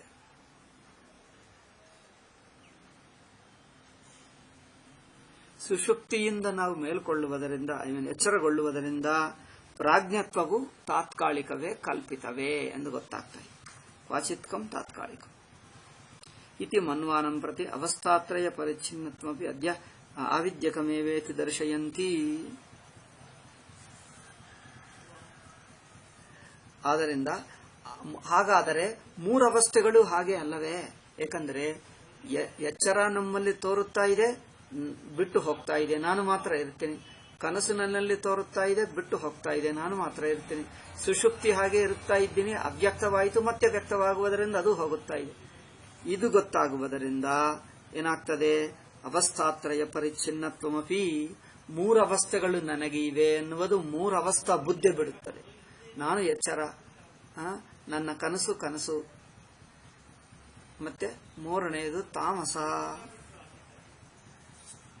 ಅದರಿಂದ ಅವಸ್ಥಾತ್ರಯವು ಪರಿಚ್ಛಿನ್ನವೇ. ಏಕೆಂದ್ರೆ ಸುಷುಪ್ತಿಯಲ್ಲಿಯೂ ನೀವು ಪರ್ಮನೆಂಟ್ ಆಗ್ತಾ ಇಲ್ಲ, ಸುಷುಪ್ತಿಯನ್ನು ಬಿಟ್ಟು ಬರ್ತಾ ಇದ್ದೀರಿ. ಅಂದ್ರೆ ಅರ್ಥವೇನು? ಸುಷುಪ್ತಿಯು ಅನಿತ್ಯವೇ, ಸುಷುಪ್ತಿ ಅನಿತ್ಯವೇ ಎಂದು ಅನಿತ್ಯ ಎಂದು ಗೊತ್ತಾದರೆ ಅವಸ್ಥಾತ್ರಯ ಪರಿಚ್ಛಿನ್ನತ್ವ ಆವಿದ್ಯಕಮೇವೇತಿ. ಆವಾಗ ಮೂರು ಅವಸ್ಥೆಗಳು ಒಂದು ನಂತರ ಇನ್ನೊಂದು ಅನುಭವಿಸ್ತಾ ಇದ್ದೀನಿ ಎಂದು ಅನಿಸುವುದು ಅದು ಆವಿದ್ಯಕವೇ ಎಂದು ಅಪವಾದ ಮಾಡ್ತದೆ. ಪರಮಾರ್ಥ ರೂಪಮೇವ ತದ್ರೂಪಂ ವಿಪ್ಯ, ಅಂದರೆ ಪ್ರಾಜ್ಞತ್ವವನ್ನು ಅಪವಾದ ಮಾಡಿ ನಿನ್ನ ಸ್ವರೂಪ ಶುದ್ಧ ಚೈತನ್ಯ ರೂಪ ಅದು ಬರುವುದು ಅಲ್ಲ, ಹೋಗುವುದಲ್ಲ. ಆಕಾಶವು ಹೊಸದಾಗಿ ಬರುತ್ತದೆ. ಆಕಾಶವನ್ನು ಯಾರು ಮನುಷ್ಯ ಮಾತ್ರ ಸೃಷ್ಟಿ ಮಾಡಕ್ಕಾಗಲ್ಲ. ಮಿಕ್ಕ ಪದಾರ್ಥಗಳು ಬದಲಾಯಿಸಿಕೊಳ್ತೀವಿ, ವಿಕಾರ ಮಾಡ್ತೀವಿ, ಸೃಷ್ಟಿ ಮಾಡ್ತೀವಿ. ಆಕಾಶ ಅಂದ್ರೆ ಗಗನಂ ಶೂನ್ಯಂ, ಅಮರಕೋಶ ಹೇಳ್ತದೆ. ಆಕಾಶಂ ಗಗನಂ ಶೂನ್ಯಂ, ಆಕಾಶ ಅಂದ್ರೆ ಏನೂ ಇಲ್ಲ. ಆದ್ದರಿಂದ ತುರೀಯ ಪಾದವನ್ನು ಅಧ್ಯಾರೋಪ ಮಾಡುವುದರಿಂದ, ಅಂದ್ರೆ ಇನ್ನೊಂದಿದೆ ಎಂದು ತಿಳುವುದರಿಂದ ತುರೀಯ ಪಾದ ಪ್ರಾಜ್ಞಪಾದವನ್ನು ಬಿಡಿಸುತ್ತಾ ಇದೆ. ಇತಿ ಅವಸ್ಥಾತ್ರಯ ಪರಿಚ್ಛಿನ್ನತ್ವ ಅವಿದ್ಯಕಮೇತಿ ದರ್ಶಯಂತಿ ಪರಮಾರ್ಥ ರೂಪಮೇವ ತದ್ರೂಪಂ. ಆವಾಗ ಆ ಉಳಿದಿರುವ ರೂಪ ಇದೆ ನೋಡಿ, ಪ್ರಾಜ್ಞ ಅವನೇ ಬ್ರಹ್ಮ ಎಂದು ಹರಿಕೃಷ್ಣ ಅವರವನೇ ಭಜನೆ ಮಾಡ್ತಾರೆ. ಪಾರಮಾರ್ಥಿಕ ರೂಪము ಪ್ರಾಜ್ಞನೂ ಅಲ್ಲ. ಪ್ರಾಜ್ಞನೂ ಅಲ್ಲದಿದ್ದರೆ ಪಾರಮಾರ್ಥಿಕ ಯಾರು? ಪಾರಮಾರ್ಥಿಕದ ಯಾರು ಅಂದರೆ ನಾಂತ ಪ್ರಜ್ಞಂ ನ ಬಹಿಷ್ಪ್ರಜ್ಞಂ, ಪ್ರಾಜ್ಞತ್ವ ಬಿಡಿಸ್ತದೆ, ವೈಶ್ವಾನರ ಬಿಡಿಸ್ತದೆ, ತೈಜಸ ಬಿಡಿಸುತ್ತದೆ. ಇದೆಲ್ಲ ಬಿಟ್ಟು ಕೇವಲ ತಾನು ಮಾತ್ರ ಉಳಿಯುತ್ತದೆ. ಅವನು ಪಾರಮಾರ್ಥಿಕ ತುರೀಯ. ತಸ್ಮಾತ್ ವೈಶ್ವಾನರಾದ್ಯಧ್ಯಾರೋಪ ಶರೀರತ್ವಾದಿ ಬುದ್ಧ್ಯಪನಯನಾರ್ಥ. ತಾನನ್ನು ವೈಶ್ವಾನರ ಎಂದು ಅಧ್ಯಾರೋಪಿಸಿ ತಿಳಿಸುವುದೇಕೆ ಅಂದರೆ ವೈಯಕ್ತಿಕ ಬಿಡಿಸುವುದಕ್ಕೆ, ತೈಜಸ ಹೇಳುವುದೇಕೆ ವೈಶ್ವಾನರತ್ವ ಬಿಡಿಸುವುದಕ್ಕೆ, ಮತ್ತೆ ಪ್ರಾಜ್ಞಾ ಹೇಳುವುದೇಕೆ ಇದು ಬಿಡಿಸುವುದಕ್ಕೆ ಸ್ವಪ್ನತ್ವ, ಮತ್ತೆ ವೈಶ್ವಾನರನನ್ನು ಬಿಡಿಸುವುದಕ್ಕೆ ನಿತ್ಯ ಸಿದ್ಧಂ ಬ್ರಹ್ಮ ನೇತಿ ನೇತಿ ಎಂದು ಹೇಳುವುದರಿಂದ ನಾಂತ ಪ್ರಜ್ಞಂ ನ ಬಹಿಷ್ಪ್ರಜ್ಞಂ, ವೈಶ್ವಾನ್ ಏನು ಸುಷುಪ್ತಿಯ ಪ್ರಾಜ್ಞತ್ವವನ್ನು ಬಿಡಿಸ್ತಾ ಇದೆ. ಅವಾಗ ಏನಾಗ್ತದೆ? ತೈಜಸತ್ವಾದ್ಯುಪದೇಶಶ್ಚ, ಶಾರೀರಕ ಅಭಿಮಾನ ಬಿಡಿಸುವುದು.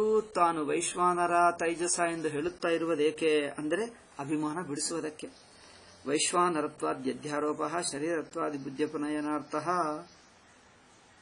ಅಂದರೆ ವ್ಯಾಪಕವಾದ ನಾನು ಎಂದು ತಿಳುವಳಿಕೆ ಬಂದರೆ ವೈಯಕ್ತಿಕ ನಾನು ಬಿದ್ದು ಹೋಗುತ್ತದೆ. ಹಾಗೆ ತೈಜಸತ್ವಾದ್ಯುಪದೇಶಶ್ಚ ಪೂರ್ವ ಸೋಪಾಧಿಕ ನಿರೂಪ ನಿಷೇಧಾರ್ಥ.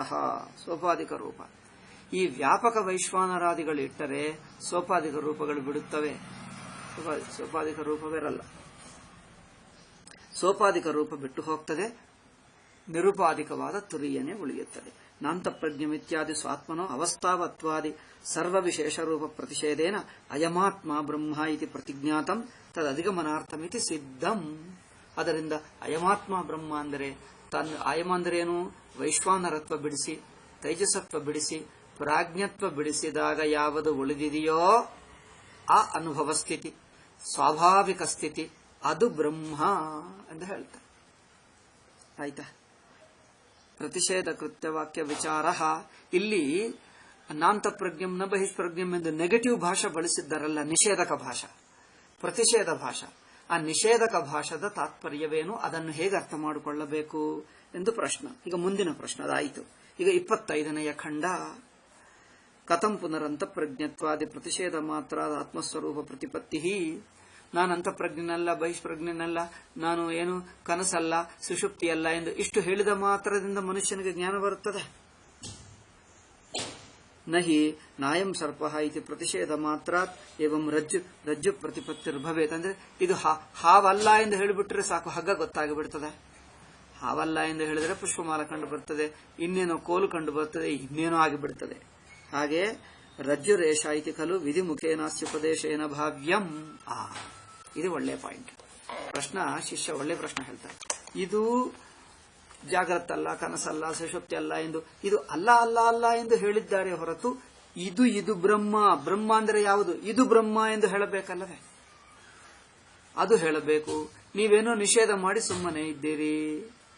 ಅದಕ್ಕೆ ಗುರುಗಳು ಹೇಳ್ತಾರೆ, ಸುಮ್ಮನೆ ನಿಷೇಧವಾದರೂ ಬ್ರಹ್ಮಜ್ಞಾನವನ್ನು ಕೊಡುತ್ತದೆ. ಇದು ನಾವು ಈವ್ನಿಂಗ್ ಪಾಠಕ್ಕೆ ಹೇಳೋಣ. ಓಂ ಶಾಂತಿ ಶಾಂತಿ ಶಾಂತಿ. ಹರಿ ಓಂ ಶ್ರೀ ಗುರುಭ್ಯೋ ನಮಃ. ಹರಿ ಓಂ ತತ್ಸತ್.